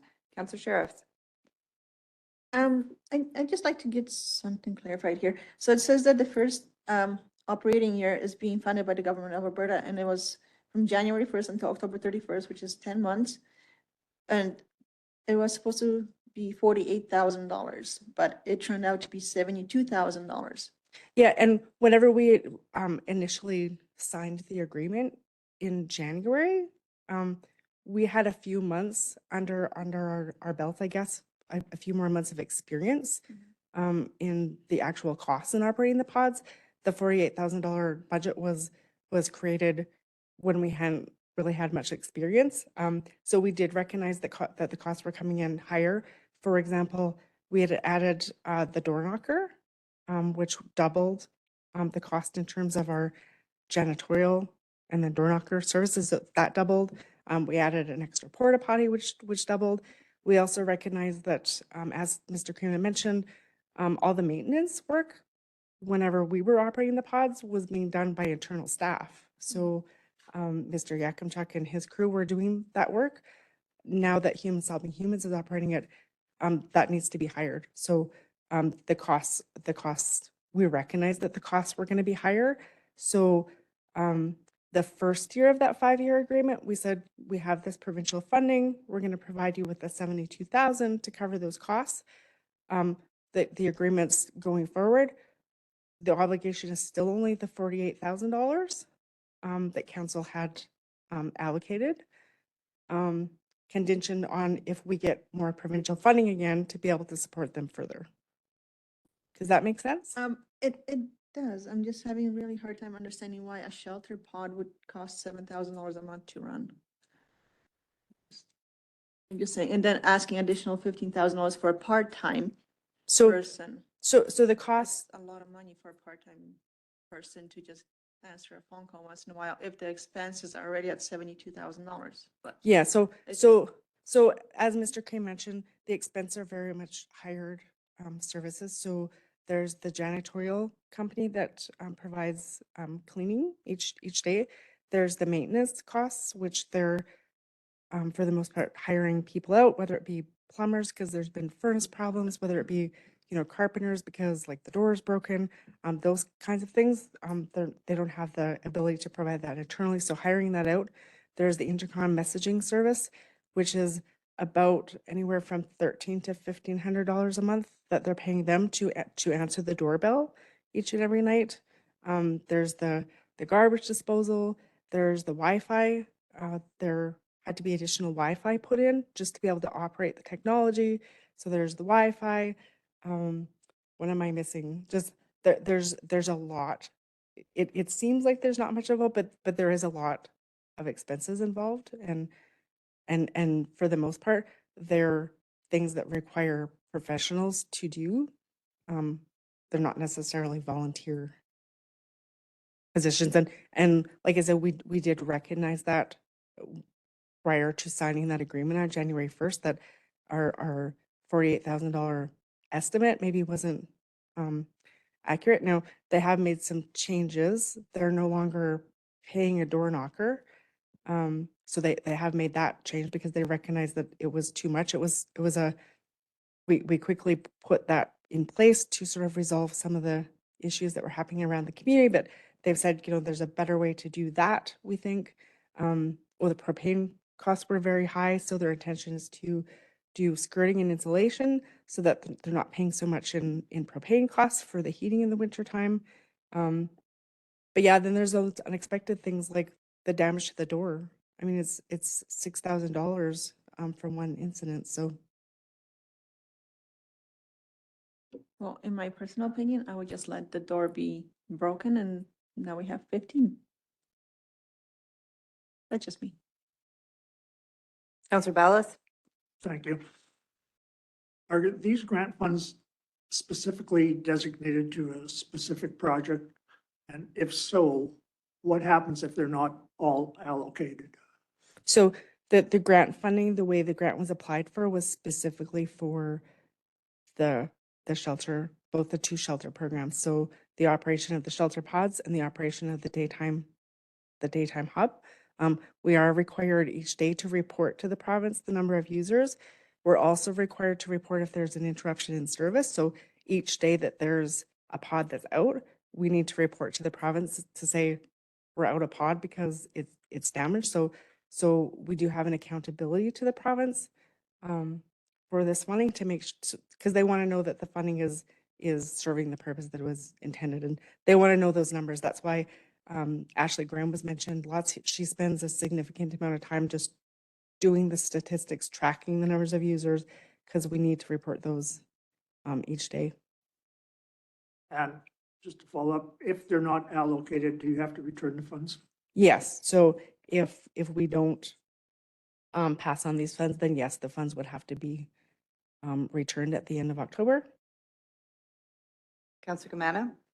Thank you. No, I was just going to ask the same, but I was wondering if, like you mentioned, for the next year, we don't know what's going to happen. So in your experience, if there's any left from this year, can it be reallocated next year? So we have had the funding for the last 5 years now. Right. With the upcoming election, we don't know for sure that funding will be available. But from my experience, it has been, and we've been successful. Whenever we have had carryovers, they have allowed us to carry it over. However, then they subtract that amount from the following year, is how they've handled that. So I'm hopeful that there is funding again next year. And as I mentioned, we have suggested strongly that we do need to know, like, we're providing shelter for people. So it's not okay to have them tell us in October if we have the funding or not. So they're kind of hoping to promise that we'll know about August or September at least. It's September to September the year, or is it a calendar year? It's ending October 31st. 31st. Yeah. So November 1st to October 31st. Okay, thank you. Any other questions? Councillor Clark? So part of the funding, I think, proposal was a 7-day-a-week warming center, I believe, right? But we're operating at 5 days a week. We are. And of course, that's a lot to do with volunteerism Mm-hmm. and, getting people there. So I guess when the province comes back and says, okay, when you talk about interruptions, I guess technically we have an interruption every weekend, right? Because do. Saturday, Sunday, we're not open. Now, if we're still spending to the $179,000, are they going to come back and say, well, you didn't have it open 7 days a week, so you get less? Or I guess, how do you see that? I'm not gathering that, so I do meet on a monthly basis with the contract specialist with the province, and she likes to know details about what really is going on. And right now she's understanding that it's a brand new program, just starting up in December, and that they aren't having to pay staffing costs to operate that program. So right now they're understanding that yes, the goal is 7 days a week, but because of the volunteer component, they're only feeling able to operate 5 days a week. I'm not getting any indication that they're going to pull back funding because of that. I have a couple questions. I know when we started these conversations initially with both groups that they were very confident and assuring us that they could do this and that they would be raising funds and that they had tons of volunteers and all this and that. And so of course that's not the hope. So we've seen an increase in costs and then requests for additional funds. We're only halfway through. So I am concerned of what will happen. And then also if there isn't the funding, right, what's going to happen come October, right? And just seeing what the costs are. So, I mean, I would like to see a plan in place from both groups of, how they intend, because they did intend to raise funds. I know that there was some granting application that was accessed, but I thought that there would have been some fundraising or something, done by both groups that would help, because one of the things that we stated, I know this isn't taxpayers' dollars, but it's grant dollars, but one of the things that we stated was that they have to become self-sustaining, right? And they can't be reliant on grants, because if we do have a change in government, or if we do have something that happens and there isn't grants, then what is their plan? So it's like they're counting on us to get through this, but I think they need to have a plan in place to be self-sustaining for sure. And that's something that I would like to see. I'm with Monica for sure. I would not fix the door. Any sort of damages that are happening, you've lost that privilege, right? I wouldn't be putting the money into it. If all of a sudden they're down to 2 pods, they're down to 2 pods. They have to be accountable for the damages, right? And I don't think we can be constantly picking up the bill for that. I appreciate that there's resources there. I appreciate that there's services there. I think our goal is to see these individuals get the help that they need, get out of the situations. I also know that we have a meeting next week with Opportunity Home, and there's going to be an ask on the table. And we've asked potentially if they could access funding from this pool of money as well. One of the things we talked about in the past is because they're providing a service to the warming center, that there would be the potential that they would be eligible. So I'm in favor, or I'm in a little bit of support of giving some dollars, but I also want to make sure that Opportunity Home has a chance as well. So I would be looking at the potential of holding till we have that presentation from Opportunity Home to see what their ask is, see if there's any way that we can spread the money. And then maybe also, just getting back to the groups and saying, you have to come up with a plan, right? Your business plan outlined all that, but we need to see something concrete going forward of how, because if there isn't additional funds, then what are you going to do? Right. Right? So you're going to close down everything. That's not the responsibility of us. That's the responsibility of these groups. We're confident that they could take them on and do it, right? We're going to try to help every way we can, but they also have to, I think, have that plan in place for sure. So if I could just respond to a couple of your points. So Opportunity Home, I can certainly talk to the province about if they would in fact be eligible for this grant. being mindful that Opportunity Home is a addiction center. It's not shelter. So I will have to check with the province to make sure that that program would meet the eligibility requirements, because the funding was applied for those two specific programs, but I can certainly reach out to the province and have that question answered. So I'll do that as soon as possible, and let you know. In response to the door, I just wanted to add that the individual that did do the damage to the door, as Mr. Crane mentioned, it was a domestic violence incident where the female was inside and the male was trying to get in, and broke the doorknob off in an attempt to do so. So that individual, we did have camera, like footage from the cameras to be able to give the RCMP. That individual has been charged and he's now banned from the pod. So just to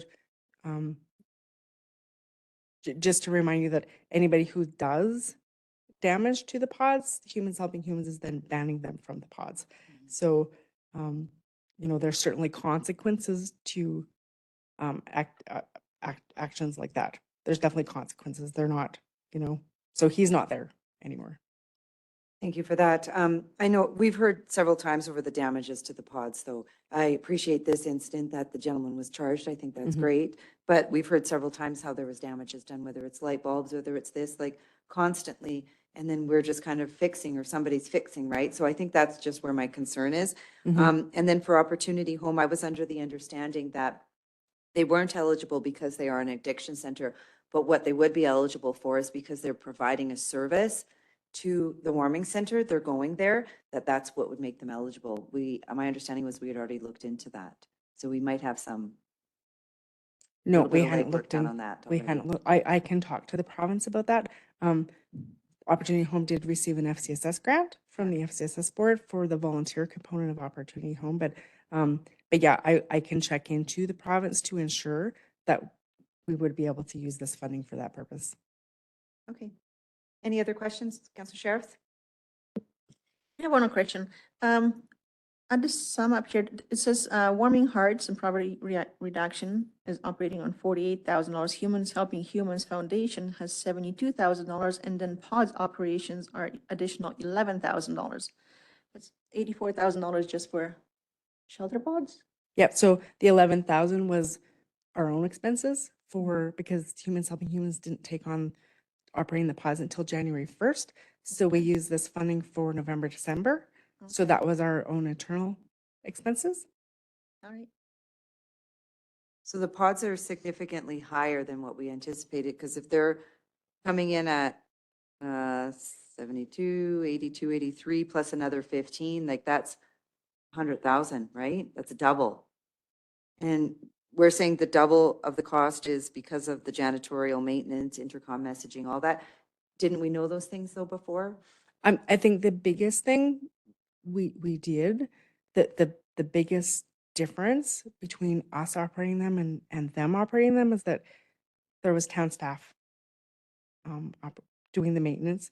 There was town staff, like essentially I was the conductor position. Barry and maintenance were doing all the maintenance, all the, you know, if there was something happening at the pods in the daytime, then our town staff was running over and doing the repairs internally and hiring the plumbers and the contractors whenever needed. Like we were doing all of that. Now Humans Helping Humans is trying to do that. And their current committee, everyone works full time. So there's not someone that has the ability to, you know, drop everything and go over there when something needs to be fixed or when there's a plumber coming. And so that's the challenge that they're running into, why it was cheaper for us to operate it internally. Did you have a follow-up, Monica? I do. Back to us operating and running it as a town, it was still expense for us to pay our staff to go and do maintenance on it. It So was. I mean, we should have taken that under consideration too. Yep. I mean, not us, Humans Helping Humans should have. The warming center runs on volunteers and they provide food and games and TVs and all. Mhm. Shelter Pods provides a bed. Yeah. At that price. I'm having a really hard time with that amount of money to be, you know, put towards shelter pods. I think Humans Helping Humans should get volunteers or, I don't know, manage their finances a little bit better. They are working on cutting costs for sure. The volunteer component, what I can see, sort of working with both of the programs is that Warming Heart Center, people like to go there and volunteer because they get to go and, talk with the people and, make the meals and, they walk away feeling really good about themselves, about how they've helped people who are vulnerable. The shelter pods it's an emergency shelter. But that's what I mean. People go in, go sleep, wake up in the morning and leave, and it's running us at $100,000 a year. I can't Yeah, wrap my head around just that. it's more difficult to get people to volunteer their time for something that they go and maybe fix a door. They don't necessarily walk away feeling, really good about, hey, I just fixed the door. It's just it's two different kinds of programs. Yeah. It's stuff that should have been considered before this whole project came upon, but So the total of the asks are 22,000, and then what would be left over again? Oh, the 13,000? Yes. The 13,000, and there's 6 months left. Okay, any other questions? Needing a motion from council if there's no other questions. Councillor Ballas? Thank you. I don't think there's a right or wrong answer for homelessness. It's just a continuation and it's going to continue. So I think we can only do what we can do. And in regard to this specific grant, if it's not used or allocated, then it's going to get lost. So therefore, I'm going to make the motion that council approve the funding request for the Homelessness and Poverty Reduction Society for $7,650. Humans Helping Humans Housing Foundation for $15,000, totaling $22,650 to paid with the Government of Alberta Rural Winter Shelter Program grant funding, contingent on reporting requirements are being met. Thank you very much for that. Any comment, question, or debate? Councillor Cabana? Thank you. No, I agree with Councillor Ballas's comments, and now here's 3 organizations in our community trying to tackle a issue that affects all of us and hasn't been solved by any community around Canada or around the world. It's something that we will continuously work on, and we can do what we can do, whether with the grants or anything else. Need to come to a discussion, and then we decide whether that's going well or not. But then we need to leave it up to the organizations to figure out how they do what they do, and our decision is just to see what we can do or we can't. So in that sense, I support Councillor Ballas's motion. You're absolutely right. We're a funnel for the money. It's just, I think the concerns are going forward, right? 6 more months and what the plan is. So I think with me, I can get behind the motion if we can figure out what their plan B is, right? And how they're planned to be more self-sustainable if there isn't an opportunity for grants, right? Because there'll be $13,000 left in 6 more months, right? So, and then we know what that's like every year when we wait for that grant and we don't get it. And then it's very frustrating. We know there's that window, like last year we didn't get it. Application went in and we didn't get it till when, November? That was 2021. That was It was 2021. December. It was Stressful, December. yeah, before we that got it. is. And then, so there's a window where there's no funding. So Mhm. if you could have those conversations, with Absolutely. the groups now to say, you need to have a plan B because we know there's a high chance that can happen, right? Yeah, absolutely. Yeah. Monica? I won't be supporting that motion. I think this is a little bit of extreme amount of money.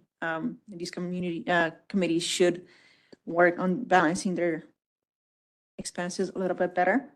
I'm definitely not in support of hiring a part-time, whatever, then conductor at $15,000 a year. That's, in my opinion, that's ridiculous. So no, I won't be supporting this. And I think it's okay to have leftover money from a grant that can go back to the province for future grants. Just because we got it doesn't mean we have to spend it all. We will need to return the grant, though. Sorry? We will need to return the grant if we don't spend it. I know. And I think it's okay to have to return some money and it doesn't need to be spent just because it's there, in my opinion. Thank you for that. So there's a motion on the table and I'll ask all in favor. All opposed? That is carried. So that is it for decision items. We have, we're going into close. Actually, our last decision item, under FOIP section 24(1)A. Is there a member of council that would like to move us into closed session, please? Councillor Germana, all in favor? All in favor? That is carried. Done with our decision items, and we will jump into our department reports this afternoon. It is 1:24 p.m., starting with our Municipal Services Department Report 10.1. Good afternoon. Good afternoon, Madam Mayor, members of the council. Municipal Services Department report, parks. Parks is busy with the cleanup in the parks. And they have completed now, and they are moving to ditches and green spaces by the highways. Flowers are expected by the end of May. Summer students began on May 1st, and the second lot will begin on May 8th. Boulevard and trail sweeping is in progress. Sports nets are up for pickleball, tennis, and volleyball. We are looking at the locations for planting the trees provided by Weyerhaeuser and Drayton Valley Community Foundation to be planted with Aurora School. Baseball season is starting. We will be cleaning up the baseball fields. Public Works, sweeping is underway. Priority 1 roads were completed on Monday, and they are now working on Priority 2, and then they will go to 3 and 4. Grading of back alleys and roads have started already, and sewer back flushing has started. Crack sealing tender was closed. Federal sealing is the contractor. Work will start around June 15. Line painting tender was closed. Provincial striping is the contractor. Work will start after June 15, following crack sealing work. Utilities, water treatment plant and raw water pump station.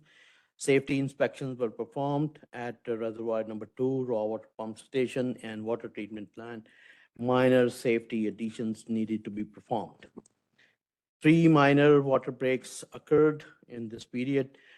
RFP for the distribution project is being drafted. It will go on live for on Friday.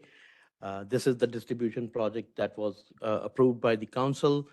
We want to go for an RFP to get competitive proposals. We cannot go directly to one consultant because this is a big ticket item. Ongoing work being completed to revise the utilities bylaw. Excuse me. Wastewater treatment plant and collections, 2 sewer backups occurred in this area, in the areas of 54th Street and 43 Ave. And repairs were made by the staff to UV disinfection system at our wastewater facility. And they are working on day-to-day operations, and ongoing preventative maintenance is being performed.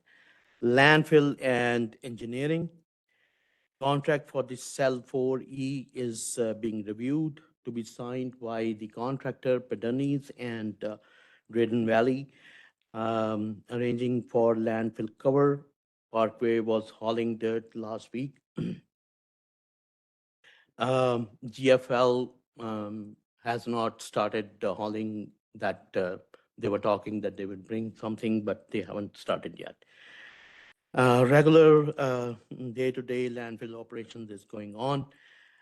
With regards to landfill, we discussed something in the sustainability committee meeting.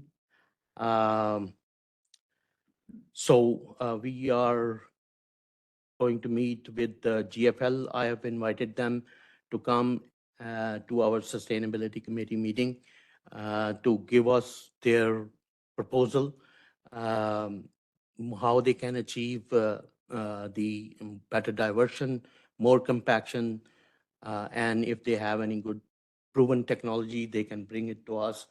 And so they said that they will come. They want to meet in camera, but we'll talk. I want to hear from them that we want a solid proposal and not wishy-washy kind of thing. So we'll go from there. Councillor Evans and I will be touring landfill tomorrow to see how we can do more efficiently and see the things over there. We have already created a space for the brushwood and the logwood, which is coming. So it is going to be separated, and we'll see how we can bring in the chippers and create some cover material also. With regards to recover, we are going to meet with them tomorrow. There was a proposal by them. They had mentioned in the past that their material does not comply with the requirements of Alberta environment, neither for cover nor for the fill. But they are willing to work with us, and they have given a proposal that what if they build a cell, dedicated cell in the north of where the current cells are in operation. So these are few of the proposals. They have mentioned that they would like to have a meeting with the consultant, our Tetra Tech consultant, to see what kind of a cell is to be built, how much that will cost, and then formulate a strategy. Once we have feedback from Tetra Tech, we can formulate a strategy for how Aspen and Recover could open discussion with Alberta Environment. So once we have their approvals, then and then we can work with the landowner north of our landfill in the county area, and they can start discussion with the landowner and the county, so that if we were to build the dedicated cell in the north, that will be in their setback and how to work with them. So these are the discussions we will be doing with them in the future. With that, we move on to 50th Avenue project. This project is going on as planned. The tender was out on April 27th. It is closing on May 18th. And we'll see how the bids come in. It is a two-phase project from Beckett Street to 45 Street. That is phase one. We plan to do it this year in 2023. 45 Street towards the west up to 50th Street. We plan to do it next year. There are lots of provisional items, and we will see provisional items means that they are not part of the contract, but they are going to bid on it. It is up to us and council to decide later on whether we want to do it, whether it fits in our budget. The communication part is out on our website. Jen Stone did a great work. And I had a meeting with Church of God. I explained to them what we are doing. They had concerns, but I asked them to give us in writing or something in an email form so that I can go back to the consultant. Anyways, these churches areas will be impacted next year, and we have a lot of time to adjust our bids and drawings and whatever. St. Anthony's Church will come back to us after two weeks. They don't have time to meet with us. So their concern was, Church of God's concern was, they want to get rid of the tree in front of them, and they want to keep the lay-by area as is, but it has to be moved further west. So we'll see how it will be fitting into the designs. And the main purpose was to get rid of the lay-by area, was to address the stormwater drainage issue and the safety of the turning cars. But anyway, we'll work with them and sort this out. With that, if you have any questions, I'm here. Very much for your report. Any questions for Abid? Councillor Ballas? Thank you. You sent out a tender for crack sealing. Do we not have the equipment to do the crack sealing? I thought we bought a unit that was capable of doing crack sealing. Yes, when I joined in October, November, we talked about that at the budget time. We have the equipment, but the thing is, in order to run that equipment, we need 4 or 5 staff members to run that. And we need a flagger, we need a couple of people to push it and then put the pellets in. It's a long operation, and we don't have any spare manpower to operate that. I think in the past it was not a very well thought out decision how we are going to run that. We can sell that equipment. We bought it for $75,000, and I think we can still get $75,000 if we sell it. And the contract for crack sealing, we got pretty good deal. We said in our contract 10,000, 11,000 meters of the crack sealing to be done. The rates we got were 1.4, 1.94, 1.99 per meter, and $3. 3 bids we received.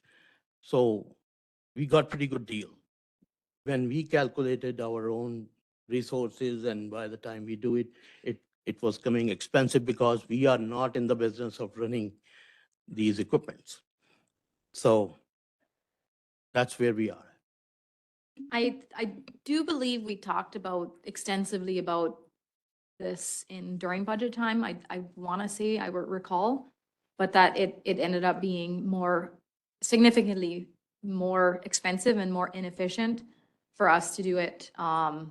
And there's a lot of other things that aren't being done while crack sealing would be done if we did it internally. And that decision was made last year on this. So this is not a new decision that the department just came up with. This is something we discussed last year. So can I just follow up? So then, once they fill the cracks, and then if it cracks again, do we have something to fill those cracks? I'm sorry, if they fill the cracks, then what will happen? Well, if there's ongoing cracks, Yes. Well, if there are chronic cracks and the cracks are building, then maybe we have to do the rehabilitation of that portion. We have to rip and relay in that. If the portions are really bad and there are alligator cracks and there are cracks all over, or there are reflective cracks coming from the down under.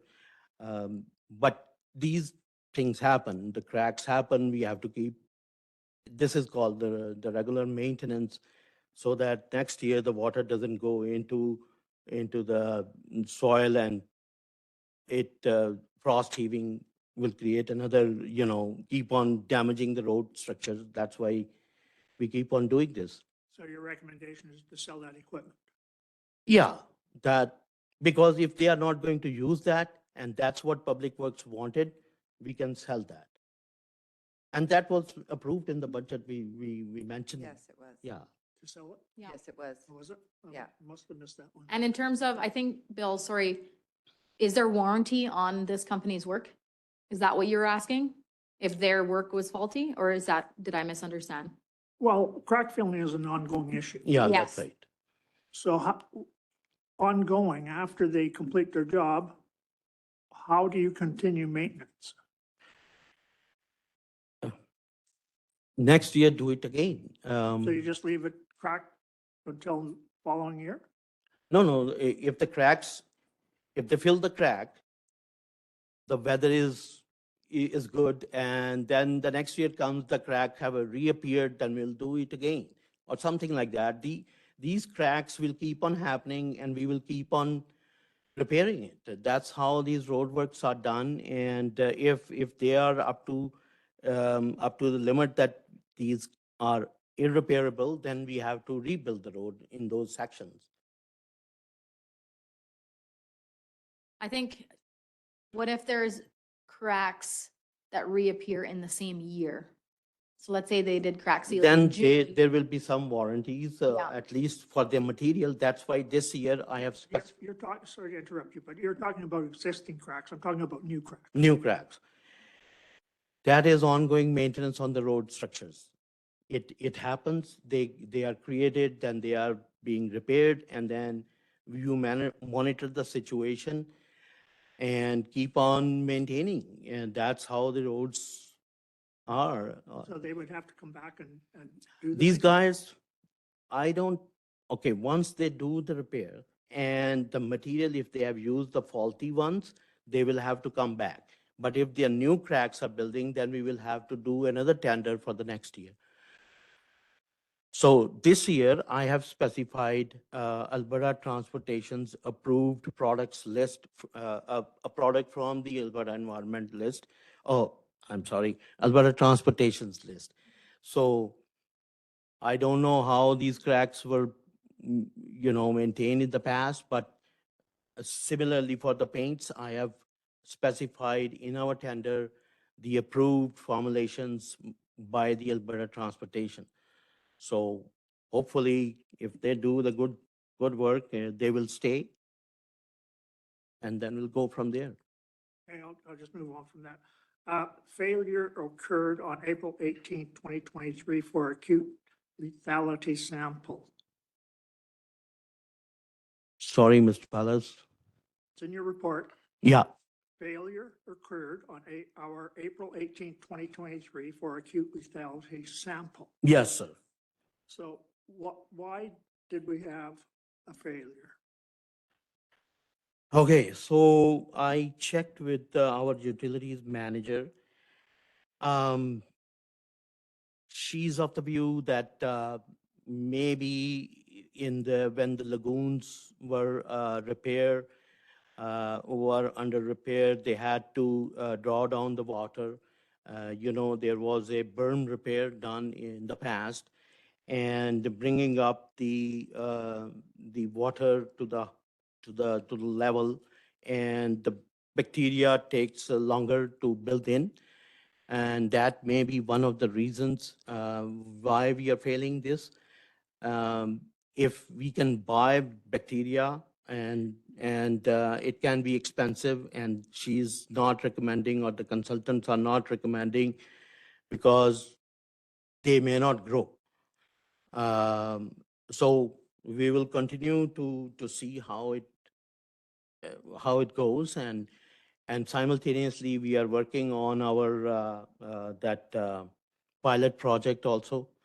We have to decide once we have the pilot, and then after the pilot is, the results of the pilots are okay with Alberta Environment, then we will do the full fledged treatment system. And then hopefully by then there will be no issues like that. One more.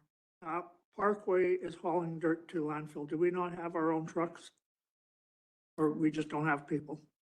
Our trucks are busy with others, and we don't have people. But again, if it is going to be an ongoing issue, we may have to tender this out. We may have to look into other ways to see how we can, save some cost by tendering it out on a continuous basis. We need a loader. I think for now it's a pretty good deal, like in $220 per truck, per tandem load. They load it and then they haul it. So it's not that very expensive. But At the same token, we are working with GFL. If they come up with the deal, then we may not need all this. So where are we with GFL?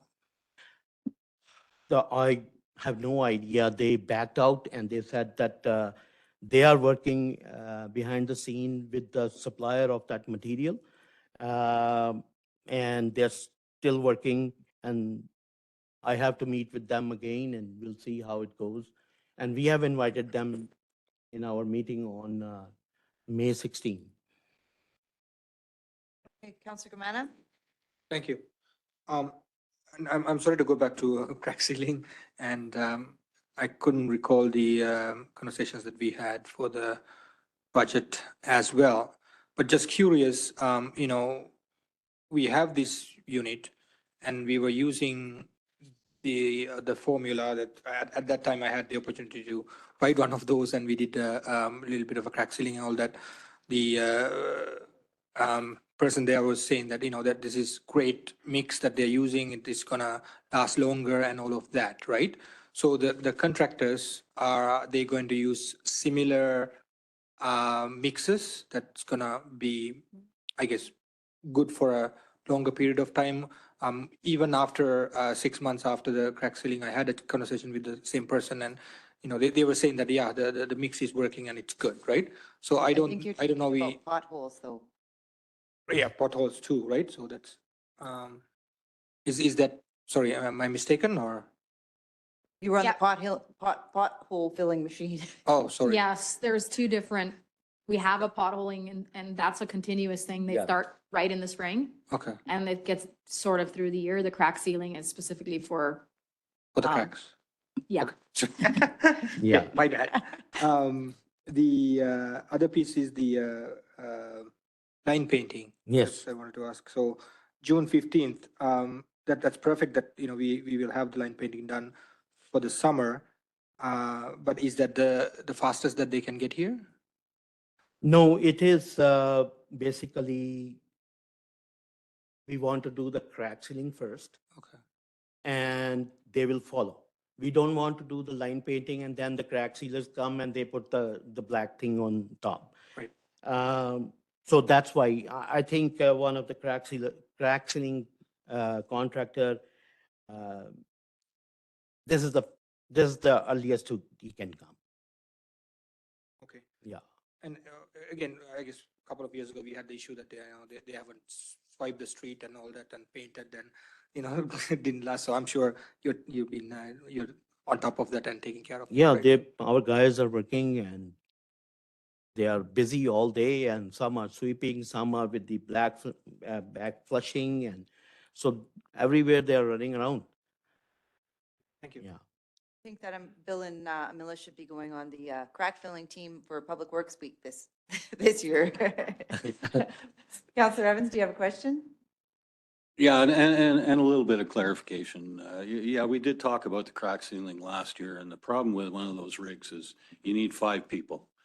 You need one on each end to control traffic. You need one slinging the tar, the other one spreading it out, and then one sprinkling. So it's very labor intensive, and it's also somewhat dangerous. You're handling hot material, so throwing students at that is not the way to go. So that was kind of the general discussion last year. And just to confirm, so you've indicated in the RFPs that the crack ceiling material must be Alberta Transportation Compliant. approved, and Approved. as well as the paint Yeah. is Alberta Transportation approved. So that kind of tries to cover those bases. Yeah. Yeah, any new cracks will just become part of the next year's tender to refill. And if there's cracks happening right beside where we just filled, that's kind of an indication that you've got a bigger issue underneath with the road bed. So we may be wasting crack filler material there if it's not taken. So the fish lethality. So just to clarify, because we emptied the one lagoon to do the repairs, we've now brought in the effluent filled up the lagoon again, but it hasn't had time to develop the microbes in there to treat the effluent. That's one that- theory we can say, because all of a sudden, 1 week prior to this, everything was passing. Now, all of a sudden, this is failing. I have no idea. This is one of the theories they have presented. But Yeah. you know, this happens, everybody knows, and we are working on our, pilot, and we got bids, we are evaluating those bids. This is not going to addressed overnight. Pilot will take 1 year. Then we will start the process of building the prototype, and then we'll go from there. Okay, we're a long ways from that, though. It'll That's take, right. so, It'll take about 2 years. yeah. And in the Alberta Environment's approval for that, they agreed that by 2026, if you have everything up and running, then we are good. So they are not going to come after that, Yeah. after us. Okay, they'll cut us a little slack. Yeah. Just my last thing here. Have we ever put out an ad, clean fill wanted in the landfill? Have we ever just put it out there if anybody's running into any clean fill? Because people are doing stuff all the time, right? You know, they're digging a little pond, or, you know, doing work, different work all the time. And you never know. You may just end up with some people saying, yeah, I got to get rid of this material. I'll drag it up to the landfill. Yeah, it's a good It's, idea. it's cheap and you might get lucky. Oh, sorry, one more question. I apologize. Where's Parkway hauling the fill from?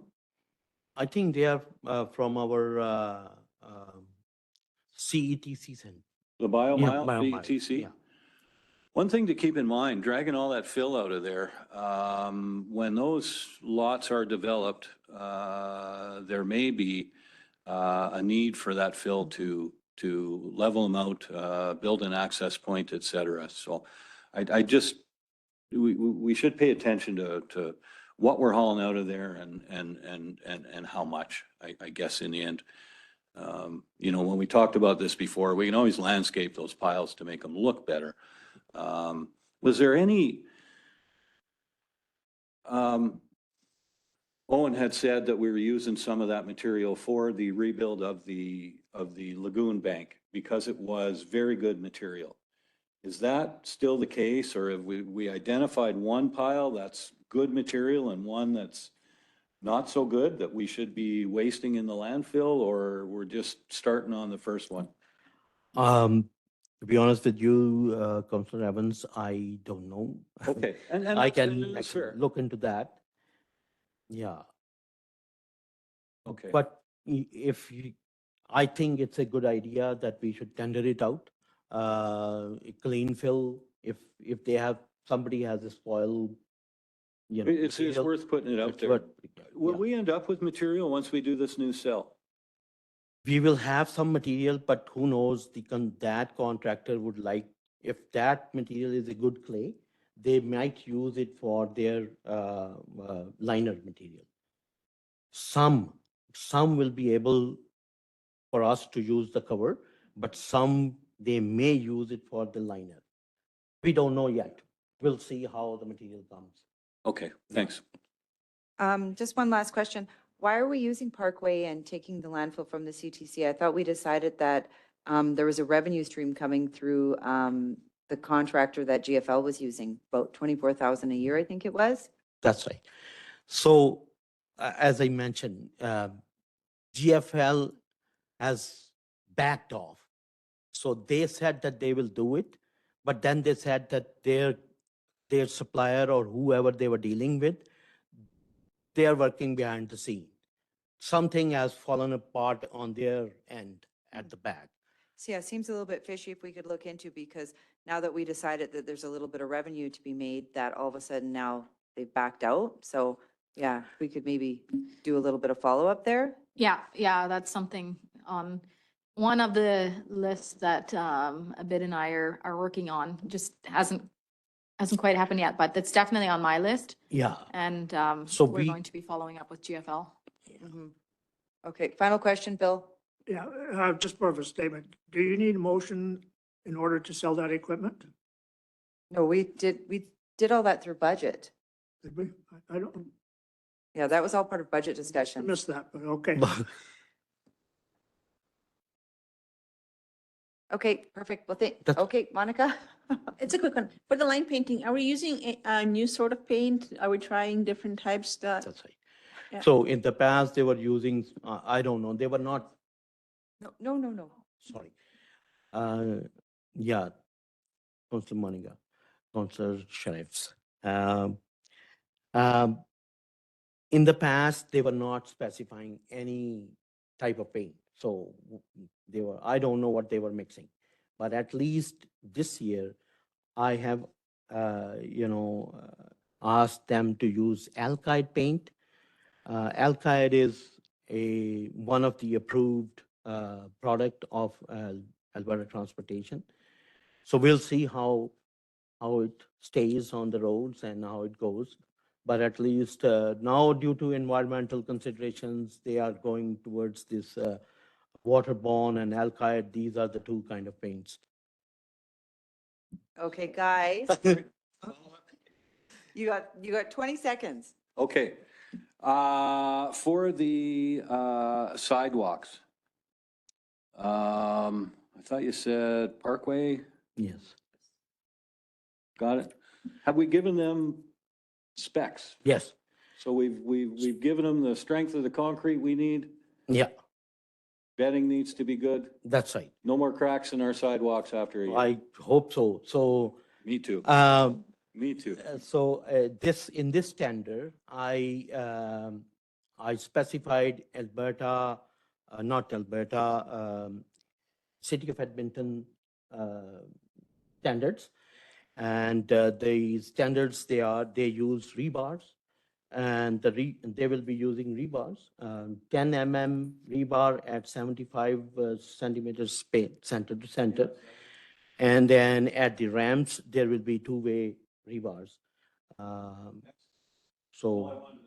And they were the lowest. So I called them and I said, "You are lowest. Do you recognize that the specs have changed? Are you going to do this in this cost?" They said yes. I said, okay. Well, thank you very much for your report. It was very thorough, and then there was a lot of questions to follow. Yeah, So thank you really very much. appreciate the time that you were standing up there. Just a heads up for the following people that are coming up to give their reports. Good luck. Thank And with that, I'll call Community and Recreation Services Department. Mr. Hans van Klaveren. Good afternoon. Good afternoon, Mayor, and thank you I'll try to, oh, Rick's already got. to his address finger on the council button. for 20 seconds. So basically, a couple of items that I just wanted to highlight in our report of the Community and Recreation Service Department. The first one in ECDC, it's awesome to work with families and our Indigenous partners for some teaching to our youngest ones, and they bring that further to our families and the rest of the community. In FCSS, the date that you see over there of June 5th is a typo, so that's June 8th. Thursday, June 8th is the annual Seniors Appreciation Event, also known as the Seniors Tea. So of course invited, but it's June 8th, Thursday. On the Omniplex, the Pembina Ice, we know that it's the first year that we put it in a little bit longer, and it's again a year with the high temperatures at the moment. But we invite everybody to still utilize the ice service that we have in our arena, which is of course the best one for insulation and stuff like that. But it's still warm and come out to the cold inside. The pool, the landscaping is one of the bigger items that is now starting to be finalized on our project for the aquatic center. The finalization of the last items over there, a big one was of course the drainage of the rooftop unit that is now going to be permanently fixed. And then the smaller items to make sure that we are completely 100% done with the project. The grand opening on June 24th is something that more information will come for the public and everybody involved, and that's going to be an awesome event. Then if I go further down, C, go to the other side. For facilities, of course, we are getting our outdoor facilities ready. In this case, that includes the vandalized washrooms across from the pool area over there, because we have our outdoor events coming up that utilize those facilities as well, like the triathlon and the Gold Brute obstacle race. One of the things that we are working on as well is the sound system, the AV and sound system in the MCC and the CTC. But once again, the supply chain puts us to challenges, ongoing challenges with that. So our IT department and maintenance are working hard on that, but it still proves not to be an easy process. So with that, I would like to open it up for questions. Are you sure? My 20 seconds are up. Thank you very much for that. Any questions for Hans? Bill? Just one, can you give us an update on the old pool? So for the old pool, we are still in the finalization of the reporting with our architect and our contractors to make sure that we present the right information to come back to council for our process of determining with the old pool. So it's in hibernation, as we know, and we have to make sure that we know the right numbers and the right possibilities for the old facility to bring to council a process of determining what to do with the pool. The two, let's say, parties that of course already expressed their interest. One of them is the library. The other one is, I have another conversation with them, gymnastics, for example. They are from the old list already. And otherwise, we do have other potential opportunities, of course, as well for this facility. Hans, is there a time limit on, or a timeline on getting this report done? Yeah, we set, of course, Q2, because we have to be in advance of our start of even the budget process, because this will have consequences, of course, for changes into the building that are budget related for usage in 2024.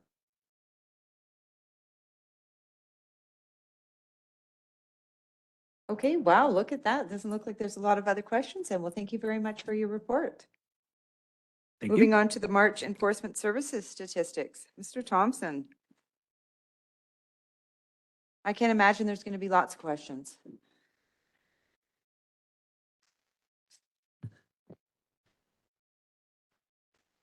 Good afternoon, Council. So I'm just going to quickly go through the March Enforcement Services stats, and then I have a few other things that I will present to Council.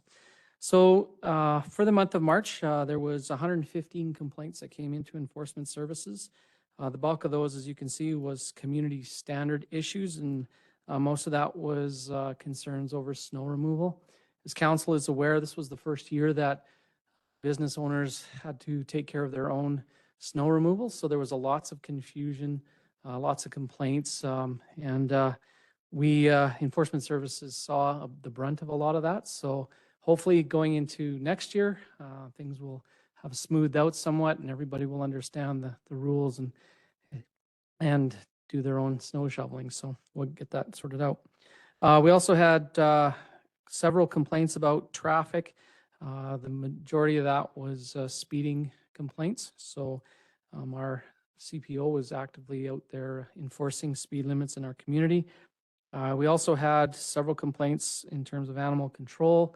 The bulk of that was not so much cats this time around, but was more dog complaints, dogs on the loose, or dogs continuously barking and people complaining about that. So we had a busy month. We did issue 41 tickets, 20 warnings, and 21 actual tickets. So we are actively enforcing the rules and regulations in terms of traffic. In terms of some other things, some good news. Today is the first day that our new CPO officer is in the building and is starting to work for us. The gentleman's name is Jonathan Tyroff. He's a very interesting person.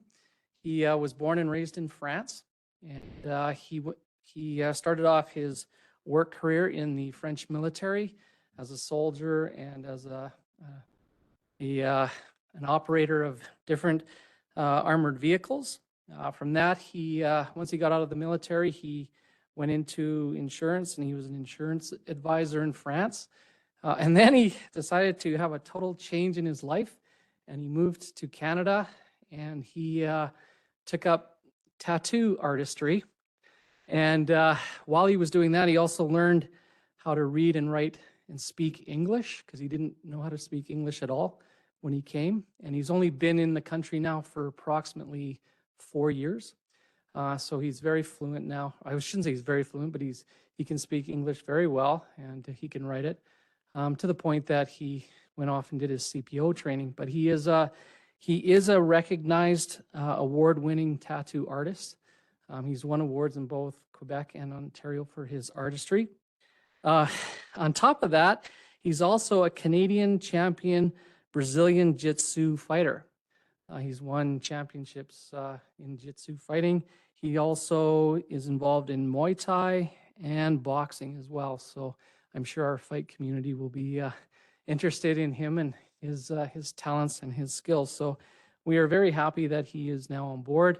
It's going to take him a bit of time to get on the road, because he's got to get his approvals and appointment and everything from the Solicitor General's office. But we are looking forward to having him around. So you'll when you see him, you'll know right away who he is.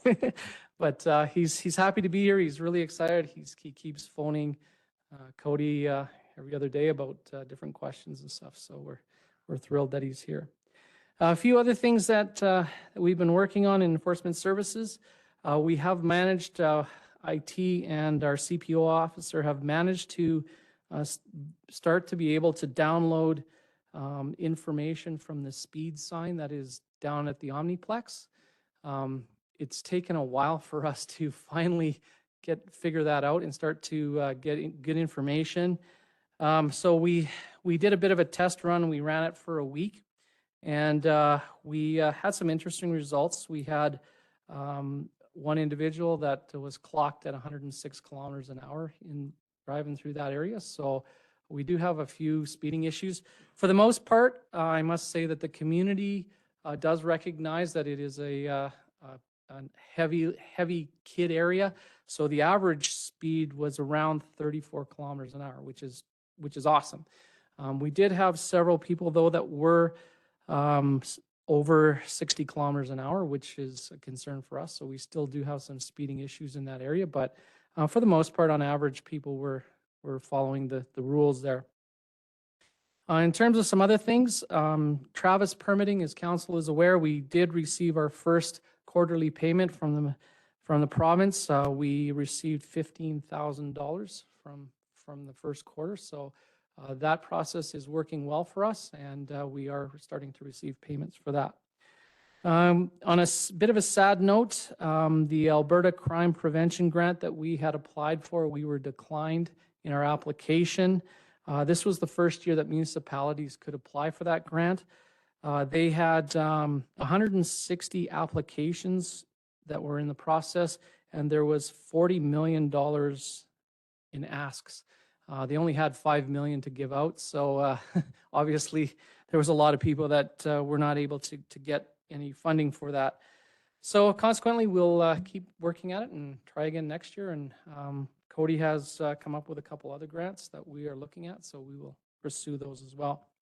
In terms of the CCTV camera project, we have a committee that is constantly meeting on that to get that up and running. We have hired a company called Risk Control Canada to help us put the plan together. So that will include them going to each site, looking for the best locations to place the cameras, the type of cameras. They will also be working with Nathan in terms of the backhaul stuff, in terms of how do we connect all of these different sites together so that it all runs under one system. We are planning this project out so that eventually every camera that we have, whether it's here at the Civic Center, or if it's down at the Omniplex, or if it's out in a park, they all link together and they all work under the same system. Currently, right now, we have several different camera systems, but they all work independently of each other, which is a bit of a headache for IT as well as for anyone that's trying to gather information on those. So we're going to work to link all of those things together so that we can have a system that is operated under one umbrella, and everything is running smoothly for that. So we've contracted them to help us with some of those questions and some of those problems. As Nathan put it very well, we have a lot of pieces to the puzzle, but we don't know which ones fit together and which ones don't. So this company is going to come in and be able to tell us which ones can be pieced together and which ones cannot. So that will help us going forward in the future. Moving on, in terms of, we currently are under a total fire ban. That means campfires, everything is not permitted at this point in time. It's no secret to council that the fire hazard is extreme with the hot, dry weather, as well as the wind that we've been having. It's been a very busy time for the fire service. I can just give you a bit of an update in terms of the two big fires that are north of us. The Parkland fire is approximately 350 hectares in size. They do have forestry assisting them with that fire, so that is air support as well as ground support. They are using our airport for their helicopter base, so they are doing nighttime operations with their helicopters. So if you hear helicopters flying over in the middle of the night, you'll understand that that's what they're doing. It's the nighttime operations that they are carrying on. They have established a dozer guard around the fire. And from what I understand now, they are allowing people to return back to their homes in Entwistle and Evansburg. The fire has been knocked down out of the canopy or out of the treetops and down onto the ground, so that's good news, but it's going to take them several months to extinguish the fire. The other fire that we have is, or that not us, but that is going on is in Yellowhead County, and that is near the Chip Lake area, and that is 3,000 hectares in size. Again, Alberta Forestry is helping with that. They have started to put a cat guard around that one, but at this point in time, it is still out of control, and they are struggling, especially with the wind that they are having in that area.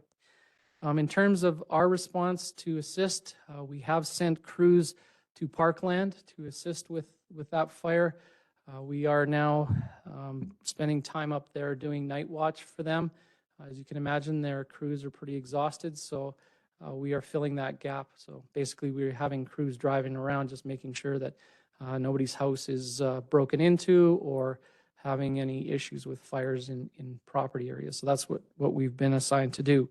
We also have a couple of members who are part of the Alberta Task Force. This is a specialized group of individuals that go to different parts of Canada and help deal with major disasters. So they can help run Emergency Operations Center, or they can be on the ground helping with tactical support. So basically, they are the brain people that help to make sure that these operations run smoothly. And we're fortunate enough to have on our fire department a couple of members that are part of that task team. So they have been deployed up to those fires to assist with that. As well, yesterday, a large fire broke out in Leduc County. It is hundreds of acres in size. And we have also deployed some troops out there to assist with the knockdown of that fire as well. So we've been very fortunate. We've had fires in our area, but they've been relatively small compared to our neighbors. So we are helping our neighbors as best we can. So that's my update. Council has any questions? Thank you so much for your report. Any questions? Sure, Councillor Clark. Tom, I was out past the dump yesterday. To the north, we know there's the encampments there, and literally from our gate to the dump to, I guess, the south side of those ball diamonds, there's garbage everywhere. There's, you know, tons of trees that have been cut down in there and those sorts of things. Now, I know that's kind of where we've kind of let them be, but is there any thought put into, you know, some of the things we can do there to perhaps preserve that and maybe make it look a little better, because they're literally, it looks like a dump in there. Right. There's two problems that are going on there. First of all, you're correct that the homeless area is a bit of a dump. Like, there's junk everywhere. So that is starting to become a concern for us, that we do need to get in there and get it cleaned up. However, there's also the issue in the recycling center where people are just throwing their garbage everywhere in that area. So some of it is the homeless, but some of it's also our own citizens and how they're handling the recycling center. So we're gonna have to kind of keep a bit of an eye on that problem.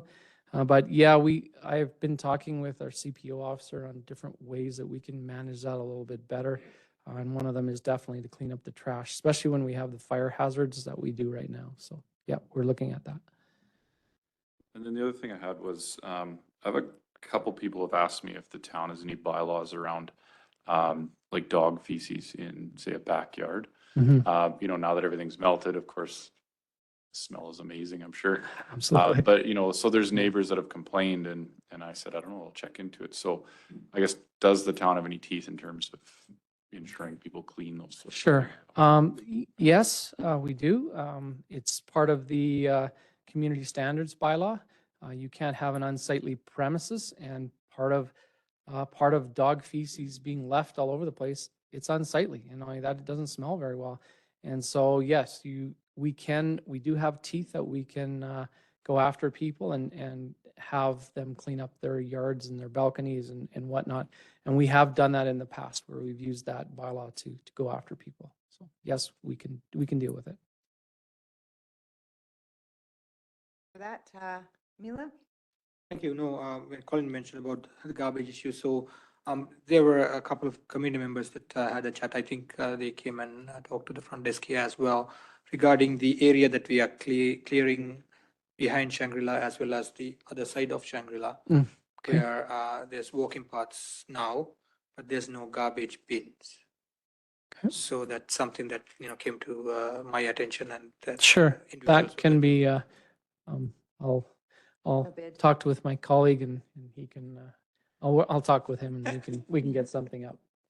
You're still getting questions. Yeah. Don't worry, I got it. I'll talk to you about it. Tell you. Yeah, I'll fill you in. Thank you. No worries. Bill? Yeah, a couple things. Number one, by deploying people outside of our area, I'm sure that we have enough reserves here to look after our own. Absolutely. We always look after our own area first. That's our priority. Yeah. Thank you. It just. Yeah, oh, absolutely. Secondly, when the people are deployed, who pays them? It is a mutual aid agreement. So we will invoice the municipality or the county that we are being deployed to, and they will refund us the money for that. Just a couple things in regards to the recycle center, and this might be for both of you as well. You know, just over I don't even know for how long, maybe the last year, I keep hearing reoccurring comments and issues that it's really hard to access if you're not very tall, the recycle bins, and that people are really struggling to get it. And I wonder if that's not why we're seeing so much garbage. Like I get quite a few people always, you know, message me or say that to me, and I know we've heard it in council a few times. So I don't know if there's something that we can do to help with that. You know, maybe we have a short person bin or something like. I'd be in favor. Open bin or something for the smaller population. And that might help with, maybe that's not getting That in could there be, and then it's yeah. getting, Yeah. yeah, part of the garbage that we're seeing, right? Just a suggestion. And then the other one is very excited to hear that we have our CPO on board. Can't wait to meet him. Sounds fantastic, quite the resume. And Yes. yeah, we're looking forward to seeing him around the office and out in the field. Super, yeah, Perfect. Well, thank you very much for your report. thanks. And our last department report is communication. Ms. Stone.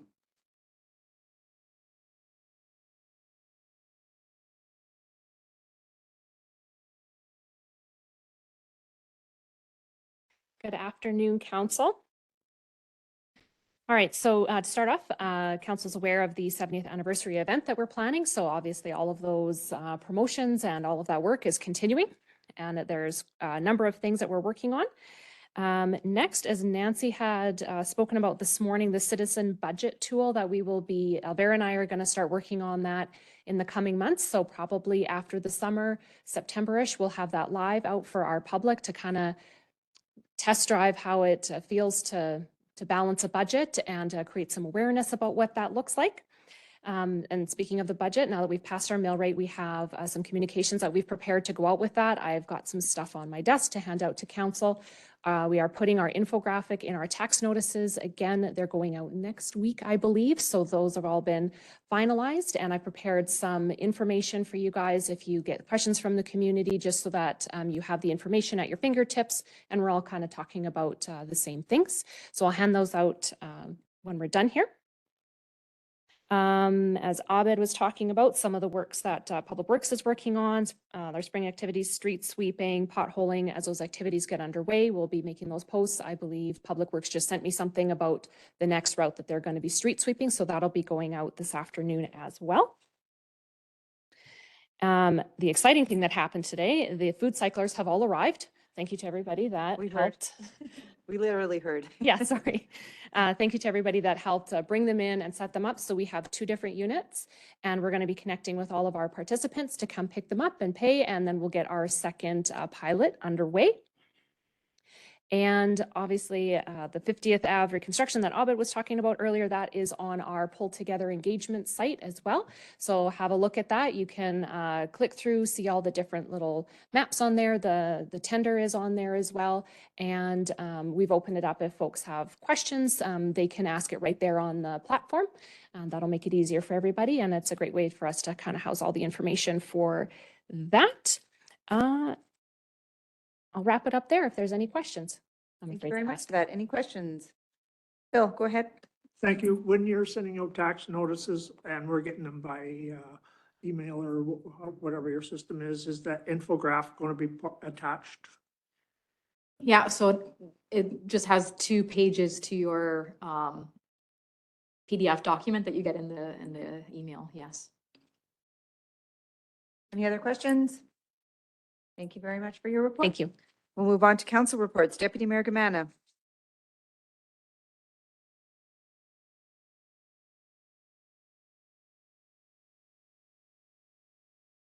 Thank you. I guess it was a busy couple of weeks, but the highlight was yesterday night when we had the first youth advisory committee meeting.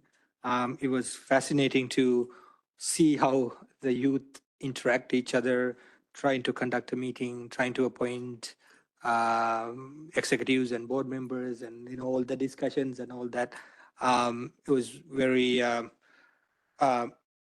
interesting to see how passionate they were, how engaged they were as well, and they have great ideas. They've elected their leader and the board, and there will be ongoing meetings every month. So I'm excited about that, and the initiatives or I guess the feedback that we will get as council from this youth that represents our community. And if you are free, please join for the next meeting and see how they interact as well, right? So, and that was yesterday night. On the 20th, had the opportunity to attend the 20th of April, had the opportunity to attend the FCSS Volunteer Appreciation Night. Great to see all the doers of our community together there and being appreciated by the town. So I wanted to thank the town staff who put that forward for the community. On 21st, Culture Cafe, and then the 25th had the Joint Council gathering. 27th, Growth Services meeting. And then on the 28th, I had another important event, which was the National Day of Mourning. This is conducted to honor Albertans who have been injured or have lost their lives due to workplace illness or injury. And at this time, I wanted to remember one of our own, Titan Titanic, now who have worked with us and us as well. So that's it from me. Thank you. Thank you very much for that. Councillor Clark? Yes, had the Child Care Board meeting where I was elected as chair against my will. Dale Renflush is the vice chair. One of the things we really talked about was, this document here, the affordability without quality sort of thing, and the 9,000 people that they expect are going to have to be required and hired and trained and all those sorts of things in Alberta to support the $10 a day childcare. There's some chat about a resolution to take to AM regarding early childhood. So that's something they'll work on over the next little bit. Lots and lots of stuff. They got tons of sponsorships. They're always looking for it. Weyerhaeuser's committed $36,000 over 3 years. Vermilion depends upon kind of where they're at, but typically they give about $20,000 twice a year. So that's been they've been pretty fortunate to get that. Just some numbers: enrollment, 49% attendance from the county and 51% from the town. So there's 83 people in the center and there's 123 on the waiting list. And that's kind of the childcare side of things. Met with Garrett Strawberry from the Ochese to chat about homelessness. He has a background in homelessness. He lives on the reserve, recently moved back there. The point of that meeting, he just wanted to convey some info and maybe, you know, give some words of wisdom sort of thing. But I sort of painted the picture of what we have going on in Drayton. He was kind of blown away, just in terms of kind of where we've been and where we've come. And he really didn't have a whole lot to give us, because he said, you know, you guys are ahead of the curve, just in terms of how you're dealing with it. Also got some economic development words in with him as well. So he wants to continue those discussions. So he wants to meet kind of maybe monthly or every 2 months. So we'll keep those going. Also met with Mark Smith just regarding the Global Energy Show, just really to talk about some companies we can hit up and some meetings we can have with them. So he's going to help us get some of those together. Had the joint meeting with the county, as Amila said, a girls services meeting, and then also attended the Drayton Valley Community Foundation Evening of Gratitude. Wasn't as a counselor, was as a fund holder, but you know, that just celebrated, I guess, all the fund holders there, and it was a good evening. So got to watch the Oilers game and go watch them win. So that's all I got. Thank you for that. Councillor Evans. I always seem to get caught off guard. Yeah, okay, since our last council meeting, had a library board meeting, looked at their safety program and what may be required to bring it into compliance.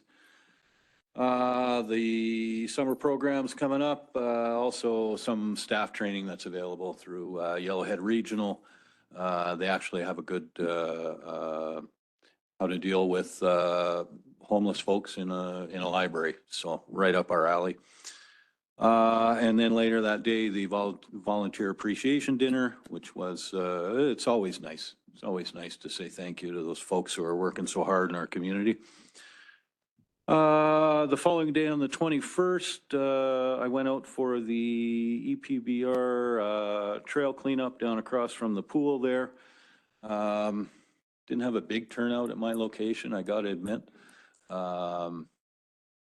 Grandmother came to go to the pool, wasn't open, so she popped over there, and her 3 grandkids went and cleaned up the playground right there. Brought it all back, and of course Weyerhaeuser had supplied us with some seedlings, so I gave them a bunch of them as well. And at our next, I'll go to our sustainability committee meeting, and of course Sandra had a few suggestions for next Earth Day that they might change it up a little bit, so we'll be keeping an eye out for that. We discussed separating the yard and wood waste. The problem is the large wood, you know, branches thicker than sort of that 4 to 6 inch. We're looking at possibly purchasing a chipper that'll handle it up to that size. But we're gonna have to figure out what we're gonna do with that big stuff when somebody cuts down a tree in their yard.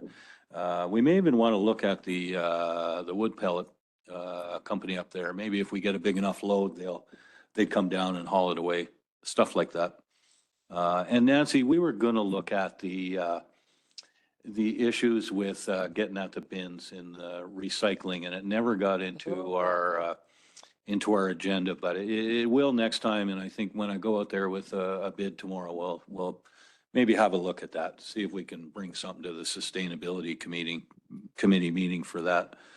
And lastly, just had the growth services meeting on the 27th, and that was That's been my schedule. Thank you very much for that. Councillor Sheriffs? So last week I finished the land use and development courses finally, and then attended the volunteer appreciation night. Then we had a joint meeting with the Brazil Council, which was really nice to get together and have some discussions with them about what could be or should be. Did the ABCs of ESG, so it refers to integrity of environmental health and social equality and economic vitality. So that was interesting. It wasn't really a course, I don't think. It was just an online kind of webinar. Yeah, it was pretty good. And I was glad to be back. We're still on the assessment review board. Looking forward to having something to resolve. Yeah. That's it. Thank you for that. Councillor Ballas? Thank you. On the 21st, I attended my first Culture Cafe get together and found it very interesting. On the 25th, had a joint council meeting, and then in the evening, we had the Pembina Physician Recruitment Committee meeting. So far, 2 new doctors have started, and they are advertising right now for 3 additional doctors. And then on the 27th, the Growth and Services meeting. And that's it for your report. Thank you for that. For myself, yeah, the same growth services, sustainability, joint council meeting, all going on, busy last couple of weeks. Been going out visiting some of the oil field companies in the community, telling them about the Cardium 70 celebration that we're having, and just thanking them for their contributions to the oil and gas industry and to where our community is for because of oil and gas. So it's been nice kind of going out, dropping them off some donuts. I also attended the Drayton Valley Community Foundation Appreciation Night. It was a very, very nice evening out for community investors that longtime members of that sat on the board where it's came to hear the stories and see a lot of people that maybe haven't been here for a while come out into the community. So it was very nice to attend. And that is probably about it for me for my council reports. I'm needing a motion from council to accept both the department reports and council reports as information. Councilor Germana, thank you very much for that. We'll move into council items. Council initiated items. Does anybody have? Sure, go ahead, Colin. So I heard some rumblings that Malone Clinic is closing officially. Does anybody have any info on that? A little, like, yeah. No.